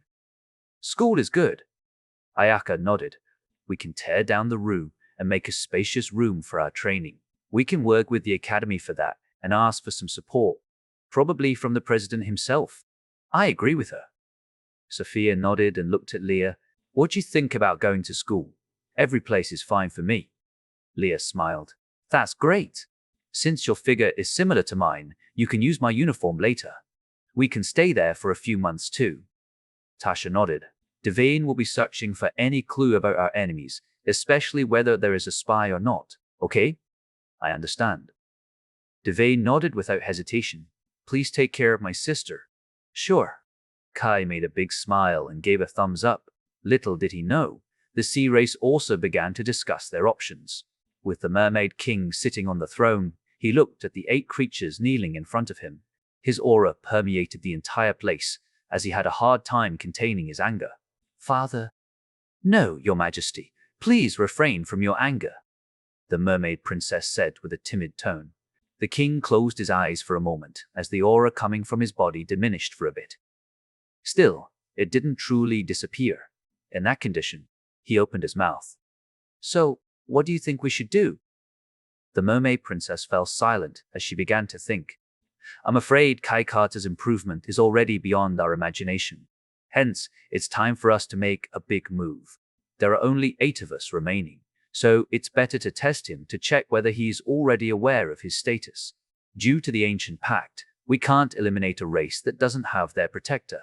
That's why we killed many protectors in the past and didn't do anything to the human race. To avoid making other races our enemies, we have been speeding things up so he grows enough to be acknowledged as a protector, and I think it's time for us to check him for real.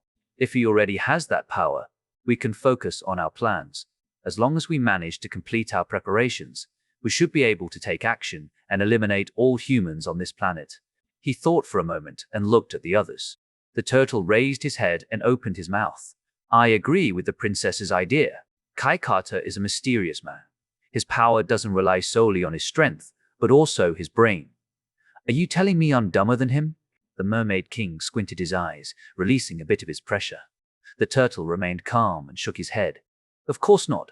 Intelligence can be used for many things. His case, in particular, is for warfare. If we let him grow any further, we may need to handle the full force of the human race. This will make our objective harder because we are required to fight on land. Even with Your Majesty's power, we need to be careful. You make a point. The Mermaid King nodded with a serious expression. I'm flattered. The turtle nodded. That's why I volunteered to be the princess escort and help the princess. In that case, let me do it too. We have suspected there's an intervention from some ancient tribes that know their power and past strength, so it's better to bring me there. A shark raised his head, offering himself to go with a smile. This way, we have 3 strongest fighters in the rank. I'm sure that it's not that easy to kill us. The Mermaid King remained silent and looked at his daughter as if asking her the plan. The princess smiled and said, to do this, we are required to avoid destroying the humans too much, and massacre is not possible. Hence, I'm planning to destroy 2 of their bases. Argentina and Paraguay bases. We only destroy the base and let the majority of humans escape. Since this is a sneak attack, we can split our force into 2 and destroy both bases, especially their weaponry. After that, we will gradually march to Chile base. I'm sure Kai Carter will appear in that base with their strongest strength. As long as we use our power to threaten him, he will surely come at us with all his strength. We will see whether he has the power already or not. After confirming it, we will leave and return here, bringing you the news. Depending on the result, we may need to speed up our plan. The princess finished her explanation with a smile. What do you think, my king? The turtle asked. The Mermaid King fell into deep thought. After several minutes, he finally opened his mouth. I shall agree to your plan. The rest of you will stand by here and make sure you are ready to help them if they need it. Chapter 532 Invasion Rhea Ross's House. So, you want me to get even stronger because the enemies are beyond measure? Asked Rhea with a cold tone. She never expected that her student wished for her to train again, not because of her interest, but due to their current situation. Yes. Kai nodded with a serious expression, looking her in the eyes. As much as I wish for you not to be involved in a battle anymore, this one is different. You were the strongest magician in the world before I received my power. Only you are qualified to do something like this. Kai suddenly walked to her and dropped to his knees. I know that this displeases you, but When Kai was about to beg her, Rhea stopped him and covered his mouth. She just realized the graveness of this matter. She thought for a moment and asked, "What will happen if I don't do anything?" "Humanity extinction," Kai answered without hesitation. There wasn't a single doubt in his eyes, making her feel goosebumps. Rhea closed her eyes for a moment and sighed. I see. I don't care about humanity's extinction. But since this matter can make even my student kneel and beg me, I will train as if I were going to die tomorrow. If I don't get stronger, I will pour everything into my training and help you. Thank you, teacher. Kai smiled. You are seriously unfair. You already know that I will fulfill your every request, and you dare to threaten your teacher with that kneel. Rhea let out a long sigh. I am sorry. It's fine. Magic particles and mystic. The training to increase the amount of magic power in my body. This training alone is enough to increase my overall strength to a whole new level, since I can use so many new spells. At least I can do something with my god bow. She thought for a moment and glanced at the other one. And this mystic, instead of using magic circle, mystic is a way to control the direction of the magic, allowing me to do something even greater. I have several concepts and images that I can use for the training, but I can't really say something unless I understand the concept first. Rhea frowned. What are you planning to do now? I wish to go to Chile in 7 to 10 days from now. I will accompany teacher practice first, while introducing you to human history. I also need to take days off from school. I can talk to Brent about this matter. If humanity is certainly at risk, we need to do something about it. School is the last thing we need to think about right now. Rhea shrugged. Yeah, but I plan to use the school as my base operation so no one can see through my plan. Well, I can understand that. Anyway, I will be experimenting with the technique after learning that one. But you also said that they might need to remove that memory. I will try to control the situation and tell them not to. However, I also need teacher not to reveal the secret to other people, including soft and hard copies. If not, humanity may get a huge change and there may be another apocalypse in the near future. That's something I don't wish to see. Kai sighed. I don't understand what you are saying, but I can store everything in my mind. It's not like I love to drink alcohol, so I'm mostly sober. And with me holding up in your place, there won't be a risk of me telling this secret. Rhea Ross nodded. Ahaha, the level of details. Kai chuckled. If Rhea Ross told him not to worry about the secret, he would have believed, but Rhea Ross took that chance to explain it in detail. But are you sure that you want me to do this? Yes. Why do you ask? I am just afraid that I will accidentally destroy you if we have another spar. She shrugged and looked away with a smug smile on her face. Haha, if teacher can do that, I actually feel relieved. Kai laughed. After that discussion, they returned together to his house, so Leah could begin explaining everything to her. It certainly piqued Rhea's interest. For the first time in her life, she had this flame of curiosity burning inside her heart. She wanted to master this kind of technique. While they were comfortably training in their place, the soldiers couldn't share the same experience. Paraguay base. Commander, what should we do? A soldier asked the commander, who just got the bird view of the entire situation from the drone. The commander furrowed his eyebrows and asked, when will the reinforcement come? I am afraid it's still 5 hours. The commander gritted his teeth and looked around at his soldiers, who were being slaughtered left and right. Wasting too many soldiers will directly affect the entire military system. Also, that shark, I am afraid only those from the main reinforcement can handle him. Even I can only buy some time. Killing 100 soldiers with a single attack. Are you joking with me? This is a massacre. Commander, what should we do? The soldier asked with a serious expression, knowing that if they delayed a bit longer, they would certainly suffer a huge loss. An attack like this is certainly uncommon, so they must have a certain target. With the information about the sea race spreading to the entire world, the commander knew that they were intelligent. Knowing that the sea race planned to do something, he tried to see what kind of thing would be their target. After thinking for a while, he understood the target. Have all our fighter jets and heavy vehicles to escape. We will also wait for another 15 minutes to wait for the remaining soldiers that are scattered around the area. Then, we will do the tactical retreat to Chile base since Argentina base is attacked too. Tell the headquarters to send the reinforcement there and request the participation of the S-rank magicians or above. Understood. The soldier saluted before making his way to relay his message. At the same time, the acting commander of Argentina base also couldn't help with this development. She looked at the entire army that kept slaughtering her soldiers. The one who brought all these soldiers was none other than the Mermaid Princess. Her portrait had been known in the US base because of her appearance in Brazilian spider extermination, so she understood that her strength was far stronger than her. However, since she got attacked first, she had gradually pulled her soldiers out of the battlefield. With only 20,000 soldiers left in the base, she said, "All right. This is the perfect number to move. Bring all the trucks we have and send the injured first. The rest will march to Chile. As long as we can last for one day, the reinforcement will surely arrive and rescue all of us." Back then, Kai Carter joined hands with General Ria Ross, and with this, I am afraid the two will need to take the field again, or this war will be beyond salvation. The commander said while frowning. Anyway, let's move out. Yes, ma'am.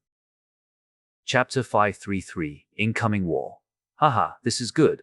Ria laughed before looking at Kai, who used both swords and got pushed several meters back. What do you think about it, Kai? How about once more? Kai smiled. I still haven't measured its power properly. Sure thing. Ria smirked and waved her hand, forming a white light in front of her. The light turned into a sword and flew straight to him. Fly. Kai took a deep breath and used his supersonic sword to slash the sword, only to find it was impossible to cut even for him. He could only deflect it to the side. How is it? I think I've gotten stronger than you again. Ria laughed smugly. Isn't this the degraded version of your attack when you transform? Kai asked. Sword-saying form? Yes, by using the hardest metal, the same one I used to create your swords, I can pierce almost anything. After that, I simply need to boost its power and speed to create momentum, much like my godbow, resulting in a powerful attack like this with minimal effort. Ria nodded in agreement. Well, that's good. Kai smiled. I can see that it's usable in battle, but more importantly, you have something even better, right? Mystic, huh? She clicked her tongue, knowing she couldn't hide anything from Kai. That's right. I can manipulate this technique, making the sword fly in any direction I want. This will create a very versatile power. I guess it's no wonder why you are known as a genius. Kai shook his head helplessly. Ho? This praise came from the genius of warfare. Compared to you, I am nothing. You are good with science and talented enough to wield this kind of power. You are simply telling others that they are trash. Kai shrugged with a nonchalant expression. It's fine, I already have a son. Ria made a cheeky smile, staring Kai in the eyes. I guess you are right. Kai nodded with a gentle smile. He had recognized her as his foster parent, and even his parents had already accepted her as a part of the family. Suddenly, Ria's device rang as someone called her. She reached her device and picked up the call after seeing the name. What's up? It's rare for you to call me, Mr. President. Kai raised his eyebrows as this call piqued his interest. Ria's expression turned serious as she looked at Kai for a moment before putting the call in the speaker so Kai could hear it too. Kai's with me. You can speak right now, said Ria while waving her hand to Kai, as if telling him to come closer. After hearing what she said, Kai walked to her and said, I'm here, Mr. President. That's great. You are going to be dispatched right away. A mission? Kai narrowed his eyes. No, an invasion, Brent answered hurriedly. Tell me the situation. Paraguay and Argentina bases are attacked by those sea invaders. This time, we have spotted 3 creatures that control them. They are the mermaid you faced back in the Brazilian wandering spider extermination along with the turtle. There is also another one, which seems to be a shark. Kai drew a gasp as he took a step back. Are you serious? Yes. The people from the two bases have been evacuated, but combined with Chile base, they only have roughly 70,000 soldiers. As for the commanders, there are 2 generals and 3 lieutenant generals. After getting the information from Leah, he obviously knew what kind of shark came together with the 2 strongest fighters of the sea race. Hence, he understood the importance of this matter. He quickly asked, are there any more creatures following them? We need to make an investigation team to make sure it's only 3 of them. Is there a problem? A big problem. With 3 of them combining their force, this is going to be the biggest war we will face so far. In other words, they are starting to get serious about eliminating humanity. Bren paused for a moment as his tone changed to grim. What should I do? He didn't ask for Kai's request anymore. Instead, he wanted Kai to tell him what to do, because this might hold the fate of the entire US base. President Brent didn't want Kai to get a delayed chain of command, so he said these words. Kai also understood his hidden intention and said, I need to know their number.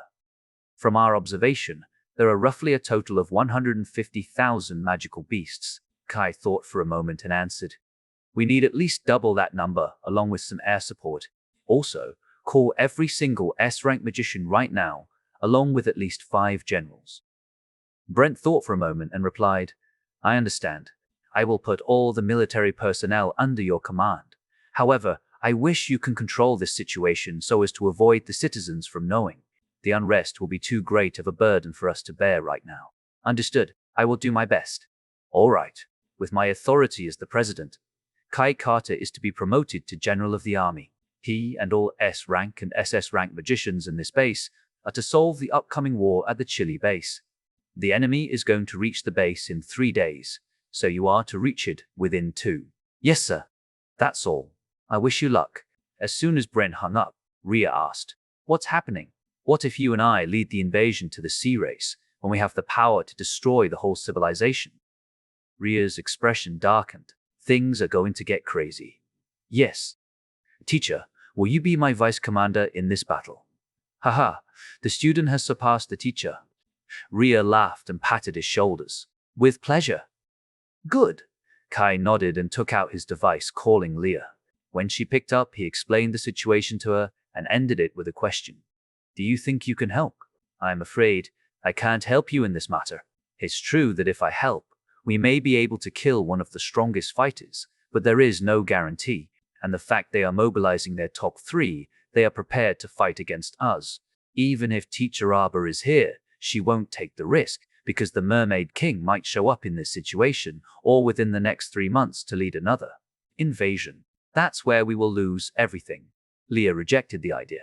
I guess that's the case. Kai nodded with a serious expression. All right. For now, I want you to do everything in your power to keep the base safe while Devane investigates their purpose. Make sure there are no other parties involved in this war besides them. Yes. There is also another thing I would like you to know. Sure. What is it? If Your Majesty can survive this situation without being discovered, or at most only raising some suspicions, we will have at least a year to prepare. However, if they realize you have recognized your status, I am afraid we will only have 3 months. Since you need at least 6 months to take the crown, please pay close attention to this situation. Leah warned him in a grim tone. Theo fell silent and closed his eyes for a few seconds before replying, I understand. Tell Arbor to prepare for the worst-case scenario too. Understood. Chapter 534. Beating to Submission. Kai and Rhea arrived at the Chile military base after a long journey. They literally headed straight to this place. They were greeted by 5 people that seemed to have been waiting for their arrival. All of them saluted to the helicopter that was about to land. The soldiers were confused because they recognized all 5 of them.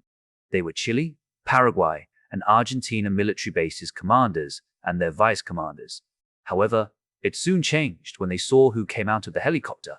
The first one to come out was none other than Rhea Ross, the one and only general of the army that had been recognized worldwide.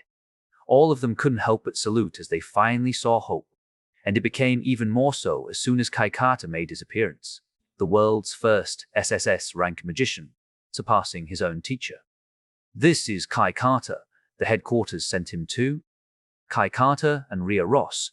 I don't think we will see a stronger lineup than this. Rhea and Kai saluted back and put their hands down, signaling them to stop saluting. The moment they put down their hands, the soldiers couldn't help but cheer. Ooh, we have the strongest commanders here. We are not afraid anymore. Ignoring their cheers, Kai walked to the 5 generals before him. I am Kai Kata. Reporting to Supreme Commander Kai Kata, we have been informed by the headquarters that you are going to directly lead this battle, as the headquarters also have increased your rank. Yes, I think I will cut to the chase right away. I need a map of this area, including the terrain we can use against them. There is also a need for reassignment, since there will be around 12 generals with a total of 300,000 soldiers. Understood. I am Raka, the commander of Chile Base. I can provide you with all the information you need. A middle-aged man stepped forward and extended his hand. Let me guide you. Kai nodded with a serious expression. Before following him, Kai added, Teacher, I want you to survey the area around to check the place for air support and other things. Their number is not a problem, but the ones leading them are. If we show any weakness, they're going to exploit it immediately. Understood. I will find you a good place together with the timing. Rhea nodded. I need someone to help me. The rest can settle down all these soldiers, making sure they're assigned properly. We understand. They quickly went separate ways, doing their own things. Not long after, Michelle and the others had arrived in Chile Base, followed by 10 generals, including Nathan. The soldiers were completely bewildered because this was the first time they saw all those famous figures in one place, and all of them were led by Kai Kata and Rhea Ross. They were excited and scared at the same time. They were excited to see all these powerhouses fighting together and suppressing their enemies. However, a war that involved all these people was surely a big one. They wondered how massive it would become. Even though the enemies only had 3 leaders and 150,000 magical beasts. Unfortunately, their answer couldn't be answered for the time being. Kai needed to meet all the commanders that would help him in this battle. He assembled all of them in a meeting room. Other than him, he invited Rhea Ross, all 12 generals, 3 S-rank magicians and 1 SS-rank magician. It was such an amazing lineup, considering this was only a small battle in most people's minds. I don't know if you know me or not, but I will introduce myself again. I will be leading this war as the Commander-in-Chief, Kai Kata. As soon as they heard his introduction, someone slammed the table as a middle-aged guy rose from his seat. I don't understand this. We are fighting an enemy half of our number with these people. Are you overestimating the war, kid? The middle-aged man glared at him. Kai's expression turned cold as he looked at him. The middle-aged man had long blue hair. His eyes were fierce as if he had gone through 100 battles. His aged body was still robust and wouldn't lose its shine anytime soon. He was the last S-rank magician Kai had yet to meet, General Sean. I don't want to waste my time on you. Speak. How do I make you submit? Kai's tone was cold, as if he already expected something like this. He was looking down on Sean directly. What SSS rank magician? That rank is just for the hype of the people, Sean snorted. I am telling you right now. Stand down now or I am going to beat you up. Kai released his killing intent. Can't you even understand our situation? You are the one not understanding. Kai had enough as he suddenly disappeared. Sean suddenly covered his body with some sort of shining crystalline skin that hardened into that of a stone. He raised both hands as Kai reappeared right before him with his right foot kicking his hands. Bam! A powerful shockwave shook the room, but none of them flinched because this was to be expected. Sean was the hardest person in the world, as his power allowed him to cover himself not with metal, but with the hardest mineral in the world, diamond. When everyone thought Kai failed to subdue Sean, a magic circle appeared on top of his foot. They thought a magic circle like that wouldn't help Kai that much, albeit they found it wrong after the next second. Bam! This time, the sound didn't come from their level or above their heads. It was the ground that generated such a loud sound to the point it began to tremble. Gah! Sean spat a mouthful of blood as he was crushed on the ground by Kai's right foot. All the people stared at Kai in disbelief as they never thought Kai could defeat Sean in one attack. Rhea Ross only closed her eyes, knowing it was coming. I am not in the mood to talk right now. If you can't even stand one blow against me, how do you even plan to take on 3 people who were at least 3 times stronger than me? They couldn't believe what they just heard. Kai was already strong enough, yet he admitted that the opponents were 3 times stronger than him. They instantly understood why Kai didn't have any mood to talk, as this situation might turn the entire base upside down. I am too young. I am underestimating the war. I am just the hype that the government creates. I am just a puppet. I am just a mere high schooler. Kai looked at the remaining people. Those who still object about me becoming the commander-in-chief, stand up right now. None of them said anything as they realized Kai was indeed the real deal. I am not afraid of the magical beasts. However, if those 3 fight together, we can only repel them. And even then, there may be a huge sacrifice required to do so. My true aim, however, is to hunt them. Kai finally took his foot off Sean and walked back to his seat. He sat down and crossed his legs like a boss. Joining his hands together over his knees, he said, "All right, let's start our meeting." Chapter 535, starting bam, bam, bam. The loud stomping sound filled the atmosphere as a beautiful woman stood tall on top of a giant crab. She looked at the horizon with a serious expression. Suddenly, a turtle appeared next to her, kneeling. "Princess, we are going to arrive within 5 minutes. Thank you." The mermaid princess nodded her head as she had turned her fishtail into human's legs, allowing her to move without any problem. "How are we going to do this?" the turtle asked with a serious expression. The princess thought for a moment and looked to the side. As if he noticed her gaze, a shark landed on top of the crab. "You call me princess? I want you to strike deep into their formation. I'm sure they are ready to intercept you, but do you think they can stop you?" She smiled. "In terms of attacking, no one is better than me. Even if they intercept, none of them is strong enough to contain me." The shark nodded, as if it was something to be expected. "Please entrust me with this role." "Sure, I will leave it to you," she nodded. "There is going to be a fierce battle next, so I want all of you to be prepared." "Understood." The 2 clasped their hands and disappeared, marching together with all these 150,000 magical beasts. The moment they arrived, they saw Kai Carter using his sound levitation to float in the air, looking at him. Below him were also 150,000 soldiers with all S rank or above magicians and 6 4-star generals. Looking at him, the princess snapped her finger as the water inside the ground's paw rose, forming a small plate that could be stepped on. She used it to stand in front of Kai and politely bowed her head. "It's an honor to meet you, Kai Carter." Kai furrowed his eyebrows because it wasn't her attitude to be polite. Hence, she must be scheming something. If Kai was a king, he should have grown accustomed to this kind of compliment, especially from the enemies. And she wanted to see whether Kai had grown accustomed or not. Unfortunately for her, she misunderstood Kai's action. Him furrowing his eyebrows was just trying to think her action through, not because he felt uncomfortable. The one that convinced her was when Kai added, "This is not our first meeting, and it's truly surprising to see my enemy act this polite. Why are you attacking us, monsters?" "Monsters?" The mermaid princess frowned as she shook her head. "Since you call us monsters, why do you even bother to ask? All we want to see is your suffering. That's certainly something I can't give you." Kai raised his hand and pushed it to the top as a gesture to rally a cry. "Oh!" The soldiers responded accordingly as they all cheered for Kai Carter. "Kai Carter, kill all those monsters. Leave none alive. It seems that I can only show you our absolute power. I don't know your so-called absolute power, but I am ready to kick your asses." Kai raised his swords and looked at the enemy that stretched to the horizon. As expected from 150,000 people, there were simply too many soldiers.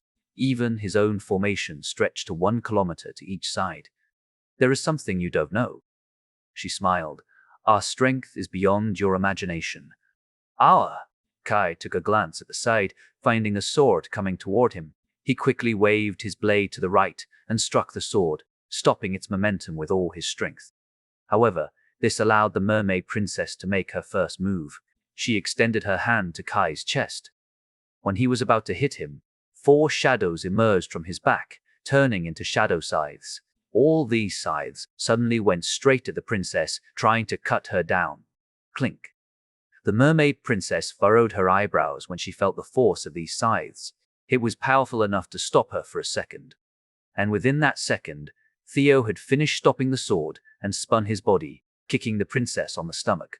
Shh! The mermaid princess clicked her tongue. Kai suddenly turned serious when he saw a turtle rescuing the princess. Such a dangerous man! The turtle smiled in front of Kai before 3 green-colored screams appeared in succession. 2 arrows hit the shields and shattered 2 shields, only to disappear in the last one. To make such a precise shield, and the judgment of the power behind those arrows alone, made Kai understand how strong the turtle was. As expected from a top fighter, he could stop the arrows from Tasha and Teacher. Kai muttered inwardly before looking at the princess. "You won't be able to defeat us." Kai narrowed his eyes. "We will see." The mermaid princess waved her hand, ordering all the magical beasts to charge forward. Seeing the dust kicked up by the magical beasts, the soldiers began to waver, but they soon realized everything went according to Kai's plan. Kai also raised his hand and waved it down as if telling them to charge. However, this was a different gesture because a total of 10 giant walls emerged from the ground, standing tall behind numerous soldiers. 5,000 soldiers had been waiting for their orders on top of the stone as they had prepared their guns and sniper rifles. They all had been aiming at the magical beasts. And with Kai giving another signal for them, all those people rained these magical beasts with bullets. "Don't think about anything. Just kill all of them," shouted Kai before raising his left hand. The turtle and the mermaid princess looked up, seeing 10 fighter jets pointing their missile toward the magical beasts. There were also tanks and such, making their appearance in their surroundings. "Haha, it seems that they have prepared for this." The turtle chuckled before using a giant shield made of his own shell. He then raised his shield. "By the name of my king, I, Issa, am going to war to gain the glory of the sea race." Suddenly, a total of 10 shields appeared, stretching from this place to the side, trying to block every single explosive attack coming toward them. Gravity shield. All those shields suddenly started getting disturbed and swaying left and right. As they got closer, their direction changed as if the shield had a power that managed to pull every single missile their way. Boom, boom, boom. All missiles and bullets disappeared in an instant, as all of them only exploded for a second and the smoke had disappeared. "That's an insane power you have there." Kai narrowed his eyes. "Gravity, huh? It's an honor to hear it from you." The turtle smiled and nodded politely. "Seriously, you disgust me. What's the problem with talking politely? Either way, even if you are talking politely, I am not going to pull my punch." Kai shouted, "Flatten them." The bullets kept attacking the magical beasts and the shields as each bullet depleted a small portion of the turtle's magic power. Knowing that it would be hard to maintain this power, the turtle retracted his shield and said, "Princess, I am afraid we need your power to deal with them. Please destroy those in the sky." The princess nodded as she raised her golden staff with a serious expression. "I will show you the true depth of magic." Chapter 536, Clash. I will show you the depth of true magic. The mermaid princess lifted her hand as her staff started glowing. "Did you smell something?" "Huh? What are you talking about?" The soldiers suddenly felt a bit uncomfortable as they began to talk among themselves. If not for the fact they weren't moving, they would have noticed the difference the moment the mermaid princess started her magic. Kai, who had a better angle from the air, noticed what was happening and looked down, specifically at the ground. Many soldiers noticed Kai's gesture and followed his line of sight and found the dirt they stepped on had turned into mud. "What is this? Mud?" "No. Is this water?" "Sao?" The soldiers raised their feet in succession to check the sudden appearance of the mud. They were confused because they never expected the ground would turn into mud in an instant.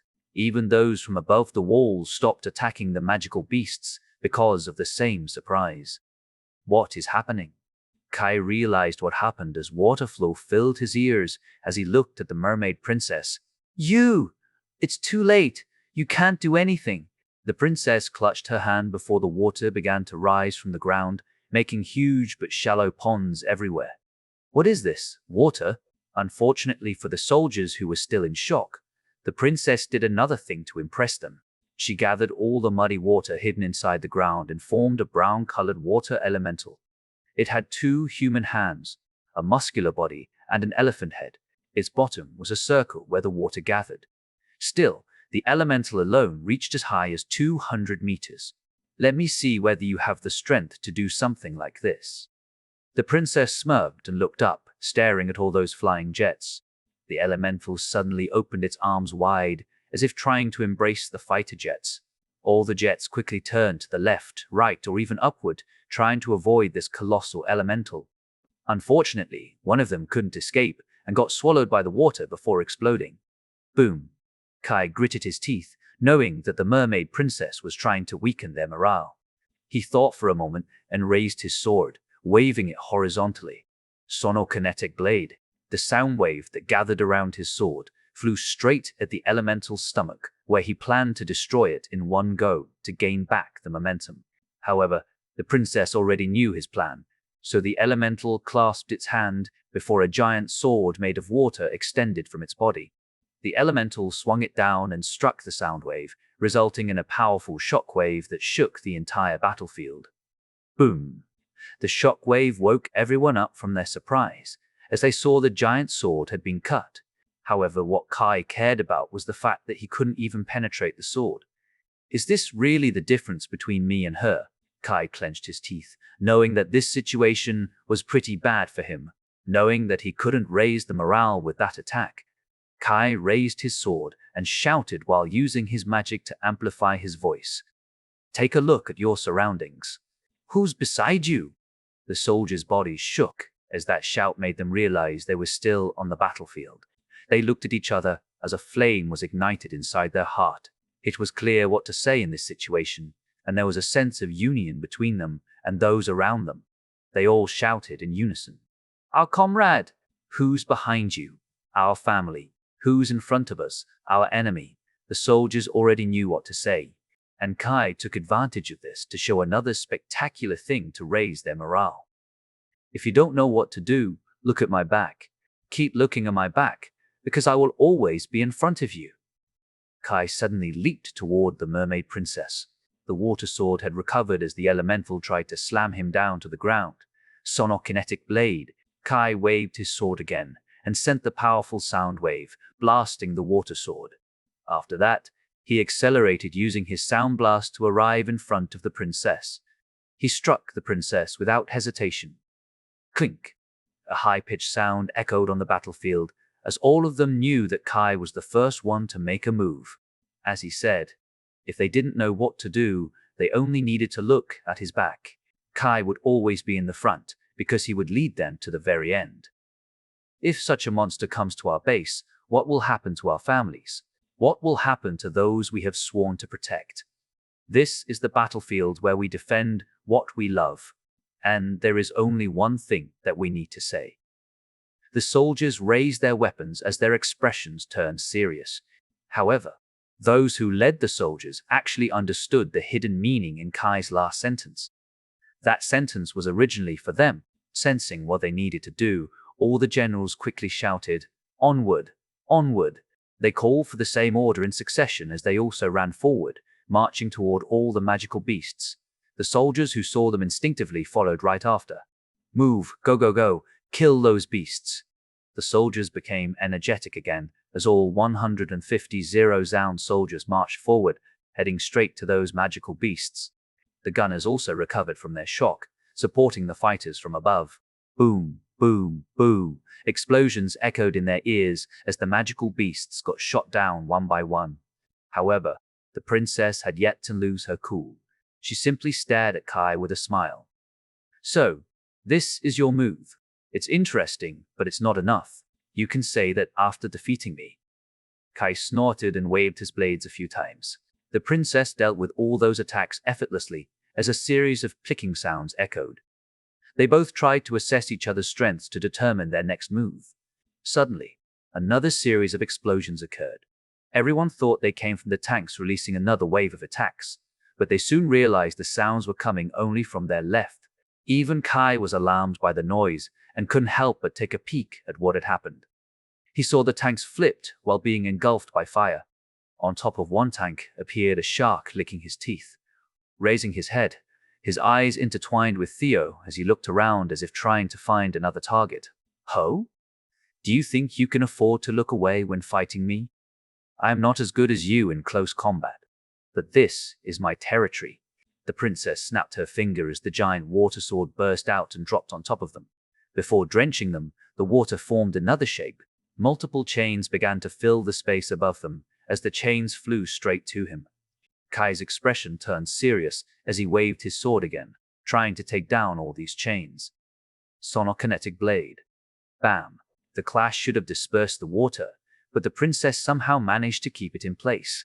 Although the chains had been reduced from 5 to 3, Kai still needed to take them on without enough time to use another sonokinetic blade. Not good. Chapter 537, Sword. Saint Not Good. Kai gritted his teeth and summoned a huge magic circle to protect himself. However, the princess's strength was greater than expected, and the two of them managed to break through his shield. One grazed his left arm, while the other pierced through his right thigh. Luckily, the power had been reduced by a lot, leaving only a hole smaller than that of a bullet. Bam! Still, the force behind the attack blew him down as he crashed to the ground. The soldiers saw that as well, but Kai already leaped into the air, not letting them feel any worry. Point-blank range, sonokinetic blade. Kai struck the princess, who blocked his attack with her staff. The clash summoned a tremendous shockwave, and Kai used this chance to shout while pointing at the shark with his other hand. Teacher! All of them took another look at the shark as Rhea already jumped to the sky, locking on to the shark who looked back at her. Ho? An interesting one is coming. The shark smirked as he raised his hand in excitement. I am Marza, the great prince of the sea. Let's see what you, human, can do. That's something you can only understand in your next life. Rhea Ross snorted as she pointed both palms to the shark. A magic circle emerged from thin air as a huge white sword emerged from the magic circle. It was made of white light, but it seemed to contain enough strength to rival Kai's strength. The sword flew straight to the shark. The shark smiled as if feeling challenged by this attack. His side fins turned into human's hands as it was covered with spinning water. Marza stomped the ground and punched the sword. The moment the two clashed, the ground started rumbling before a crater was created below the shark's feet. This is great. This is great. Ha ha ha. Marza laughed uncontrollably as he felt this power. He increased the power in his fist as the sword began to crumble before turning into pieces like broken glass. But because he took his sweet time to destroy the attack, Rhea already dropped on top of him with a sword in each hand. Marza widened his eyes and instinctively traded a few blows, blocking all Rhea's attacks. Rhea, on the contrary, furrowed her eyebrows, knowing what Kai said was true. The power of the top three was not something they could handle easily, and with him becoming Rhea's opponent, she decided to not hold back anymore. She placed her hand on the ground as multiple spears came out, trying to pierce his body. Marza spun his body and destroyed them all with a single wave of his tail. However, there was another thing left behind from that attack. On the ground, he could see multiple lines without any patterns or whatsoever. It was completely random but seemed to be another trick that Rhea used. It was clear that Rhea was among the greatest fighters in the world according to their information, so even he wouldn't look down on her that much. Rhea took his split second of confusion to wave her sword following the line. Suddenly, a white light ran through the ground on the line as if it was a train, looped around the shark, and hit it from behind. Marza raised his eyebrows in surprise before snapping that attack with his tail. But that reaction alone gave Rhea enough time to send another wave from different directions. It seems the line is working as the rail. It's like your so-called train. Marza smirked and raised his foot. That means you only need to do this. Marza stomped the ground to create a deeper crater, destroying the white light on the ground. This is, as expected of Rhea Ross, she didn't give a stut of what Marza had to say. She used the time he destroyed her lines to transform. Her body was surrounded by white light as a glowing sword pattern appeared below her right eye. Sword, same form. Rhea's expression turned serious as she finally stepped up her game. What is that? Marza frowned as he felt a sense of threat coming from Rhea right now. Rhea raised her hand with her palm open. On top of her palm appeared a white light that gradually changed its form to another sword. Her vision turned to the shark as Rhea waved her hand, throwing the small sword on her palm. The sword suddenly became bigger like that of a normal sword and pierced through the air. Marza instinctively used both hands to catch this sword, blocking it with his palms that had been covered with water. Yet the moment he received this attack, he couldn't help but say in amazement, "You're kidding me." Marza was pushed several meters back, surprising both the princess and the turtle. Marza is being pushed back. The two thought the same thing, thinking the only problem in this army was Kai. They never expected to find another powerful magician that could stand toe-to-toe against them. "You are strong," Marza laughed as he looked at Rhea, only to find her showing something even more terrifying. Behind her back floated a total of 5 swords that had the same energy as the previous sword. With a single command, she could send all these 5 to hit him. Marza was speechless. Not only him, but many people also got a shock of their life, understanding why Rhea Ross's position as the strongest magician could only be taken by Kai. Meanwhile, several cameras recorded everything that happened in the battle live according to Leah's request. There were 2 reasons for these cameras. First, Leah would know whether this battle was beyond salvation or not, as she needed to prepare to inform Arba about the situation. She could then teleport to this location to rescue Kai and stop the battle, even if it meant a full onslaught from the sea race in the near future. The second reason was to ensure that no one was watching the battle to avoid the enemy gathering enough information from Kai. These 2 reasons became their main priority, but Leah couldn't help but surprise when she saw Rhea's strength. Leah shouted inwardly, "There is someone this strong," and she only knew about mystic and magic particles a few days ago. If she learns it a few years, if not decades ago, I'm afraid she will be as strong as Madame Arba. No, she might be stronger than her. Still, this is not enough for the deep-sea Prince Marza. Leah gritted her teeth, knowing that Marza had one more trump card that he had yet to use. And with the fact that he was only fighting Rhea with only 30 to 40% of his full power due to the land restriction, he would eventually win this battle. Her doubt was proven as Marza's expression changed. "You are great. Even though you are a human, your strength is this great. It's such a shame that you are a human. If you are also a shark, I would have married you." Marza laughed uncontrollably as water started coming out of the ground. The water then enveloped his hands and feet before making their way to his body and head, covering everything like full body armor. Marza stepped forward lightly, but the water amplified his power and cracked it a bit. He raised both hands to the front while slightly leaning to the back. "Come, human woman. I, Marza, have recognized you as the human's hope. I shall show you my shark boxing." "Just shut the fuck up. Nobody cares about your little stat." Rhea snorted and jumped straight at him, waving her sword. Chapter 538, C. Just shut the fuck up. Nobody cares about your little stat. Rhea snorted and waved her sword. Marza squinted and struck Rhea's sword with his fist, blowing her away. However, Rhea used that momentum to spin her body and wave her hand toward the side, sending 2 swords that had been hovering around her flying. Marza clicked his tongue and sent a side punch, hitting the sword in succession. If it were not for his full armor, Marza would be pushed back. But now that he had used his power, the water around his feet strengthened the connection between his foot and ground as he snapped both swords easily. Rhea's expression turned grim as she sent the rest of the sword in 3 different directions, wanting to see how he would handle this. Unfortunately for her, she still underestimated Marza's strength. Instead of dodging or doing something special, Marza simply stood there without any intention to dodge. Ha! Marza released his water that collided with Rhea's sword and burst it out, knocking the sword to the side. To her surprise, Marza seemed to feel nothing after getting hit by those 3. Haha, this is the difference between our power. You may be strong, but you are not at my level. Marza laughed. That is something you can say after you defeat me.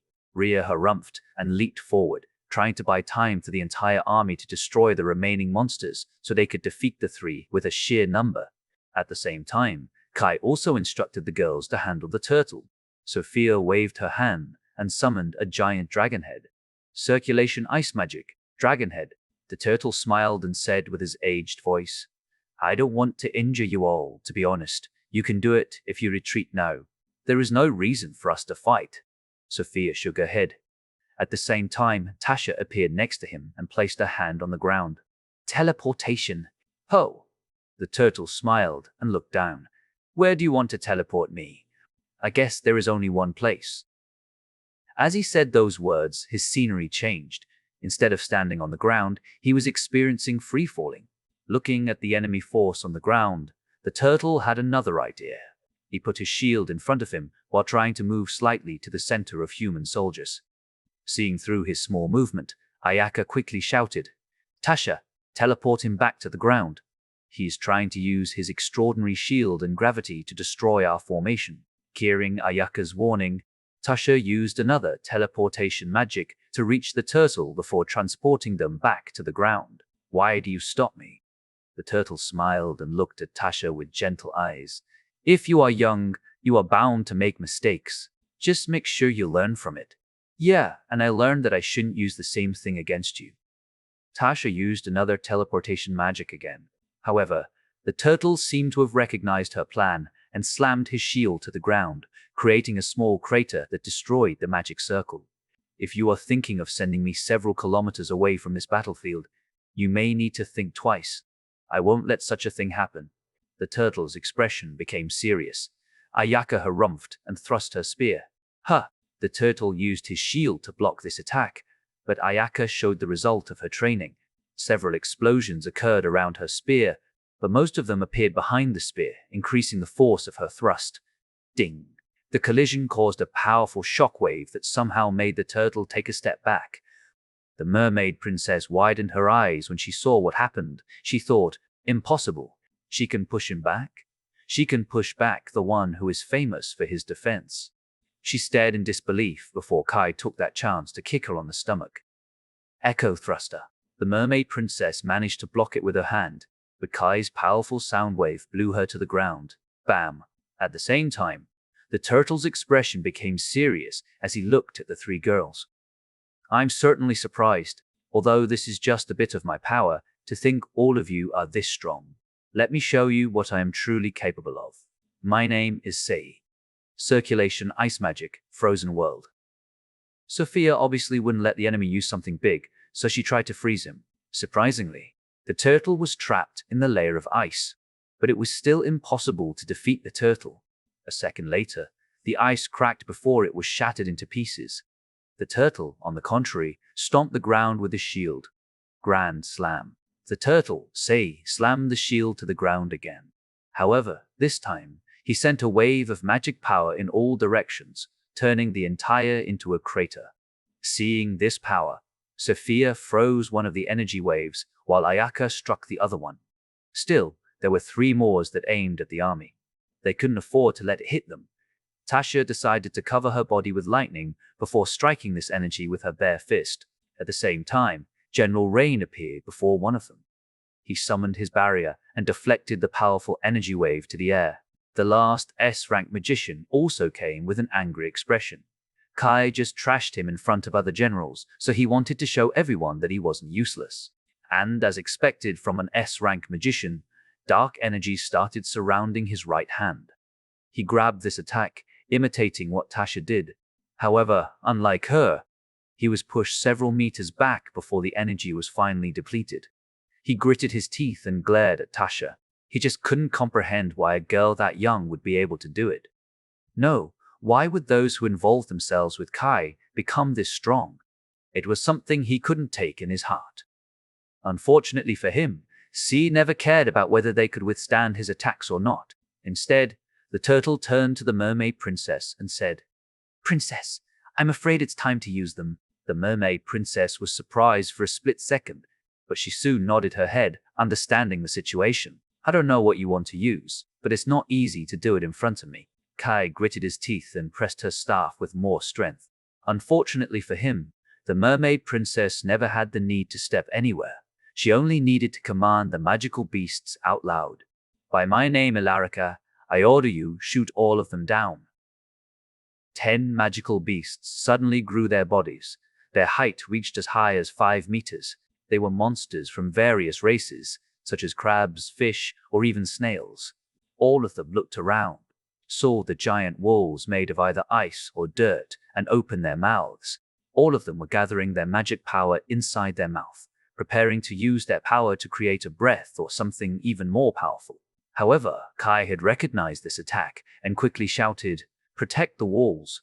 All generals and S-rank magicians recognized his voice. The 10 magical beasts suddenly shot out a light ball to a giant wall that gave the advantage for their gunners to help the fighters on the ground. Chapter 539. God-killing arrow boom. Boom, boom. A series of explosions echoed in everyone's ears. They began to panic, straining to see whether the gunners were all right. An attack of that scale could result in thousands of casualties, and they desperately needed to check the extent of the damage. Kai didn't have a change of expression as he shouted, "Do you think we are incompetents?" The mermaid princess became serious and squinted her eyes, seeing through the smoke produced by the explosions. She arrived at the same conclusion as the soldiers who glanced at the result. They soon realized the walls had yet to be destroyed. When the smoke was swept away by the wind, 10 figures emerged from the smoke, revealing their appearances. They are the generals. Nathan, Ethan, and other generals destroyed their attacks, protecting the gunners. "Teacher!" Kai ignored their reactions and called his teacher out loud. "Huh?" Rhea glanced at him before seeing his expression, understanding what he planned to do. "Do you think you can afford to look away?" Marza smiled and waved his hands. However, Rhea suddenly leaped back and continued running, leaving the battlefield. "I have no intention of dealing with you. Besides, I have bought enough times." "Huh?" Marza's body shook as he looked around, wondering what she planned to do. Unfortunately, that time was utilized by 12 people, the 2 S-rank magicians and 10 generals. "Do you think you all can stop me? Your power is far too weak." Marza shouted in anger, never expecting that the plan was to fight him using all these people. Rhea alone was worth more than these people, he thought. Hence, he thought Kai had another card up his sleeve. That belief was reinforced by the fact that Rhea was missing from the battlefield. It took everyone by surprise, because Rhea Ross was a very important piece in this battle. The entire army might collapse if Rhea wasn't present on the battlefield. Still, the 10 generals and 2 S-rank magicians seemed to be determined in defeating him by looking at their faces alone. Barrier magician General Rain said coldly, "It seems you are underestimating us. Even if you are strong, there is still a limit. You can't fight the entire army alone." "Huh. Humph. Do you think?" Marza smirked and stomped the ground, creating a small crater around them. "Yeah, I will let you try how you can fight against an army." Rain smirked as Nathan and Ethan raised their hands. Since their units were next to them, they were the ones commanding them. Seeing the signal, the 2 units split into 2, creating a gap between them. A gap? Marza widened his eyes. Suddenly, 50,000 fighters came out of nowhere as they charged through that gap with 2 generals in front. The first one was the muscle-brained General Paulo. He fought together with Kai as one of the generals in the Brazilian Wandering Spider extermination, the same as him.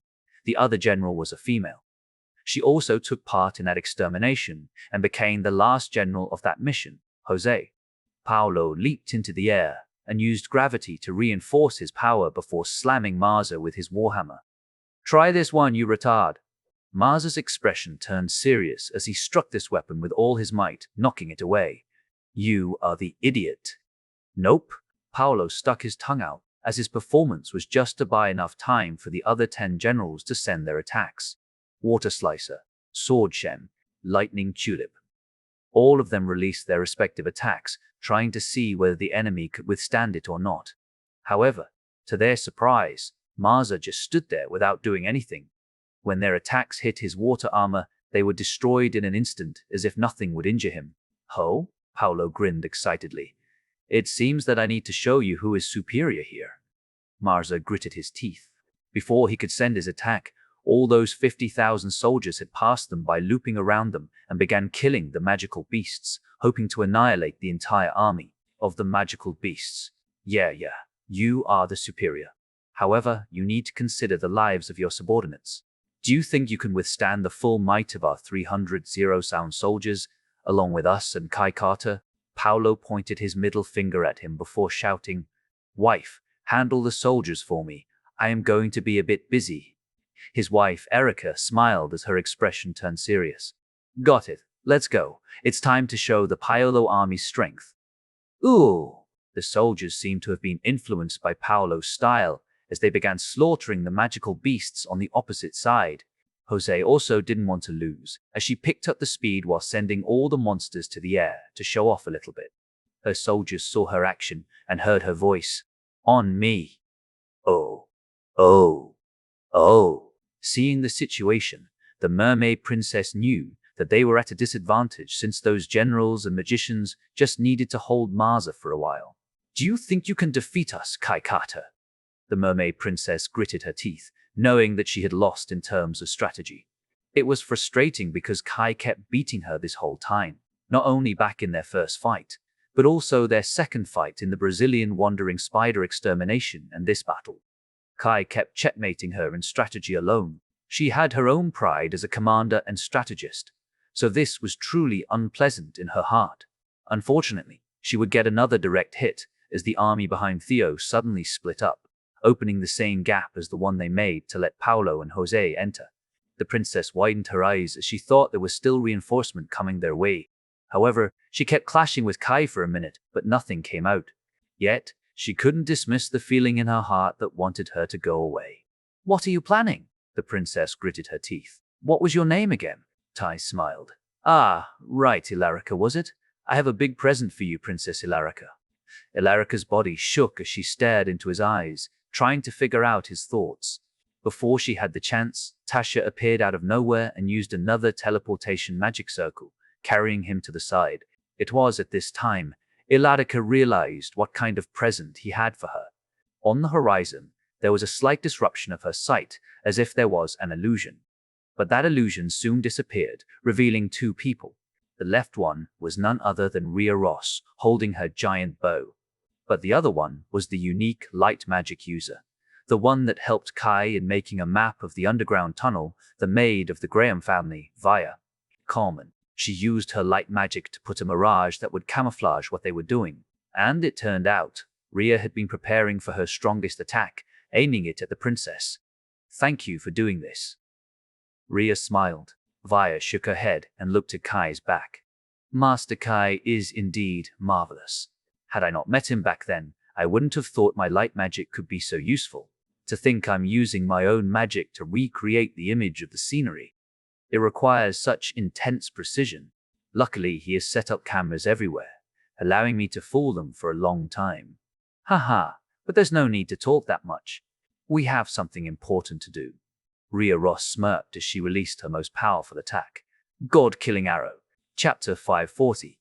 Rhea shocked the sea race one day ago. Kai presented one strategy that stunned everyone inside the room.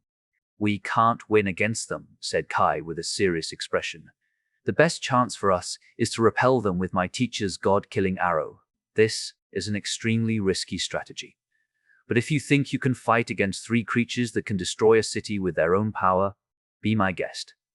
Knowing this kind of information from Kai and Leah, Rhea asked without hesitation. What do you want me to do? It's hard to make them take the bait and stay still, you know. Even the Brazilian wandering spider needed to be pinned down. With all these strong people, what should we do to stop them from moving? Rhea asked while thinking of a solution by herself. She didn't want to rely on Kai the whole time, especially in this field.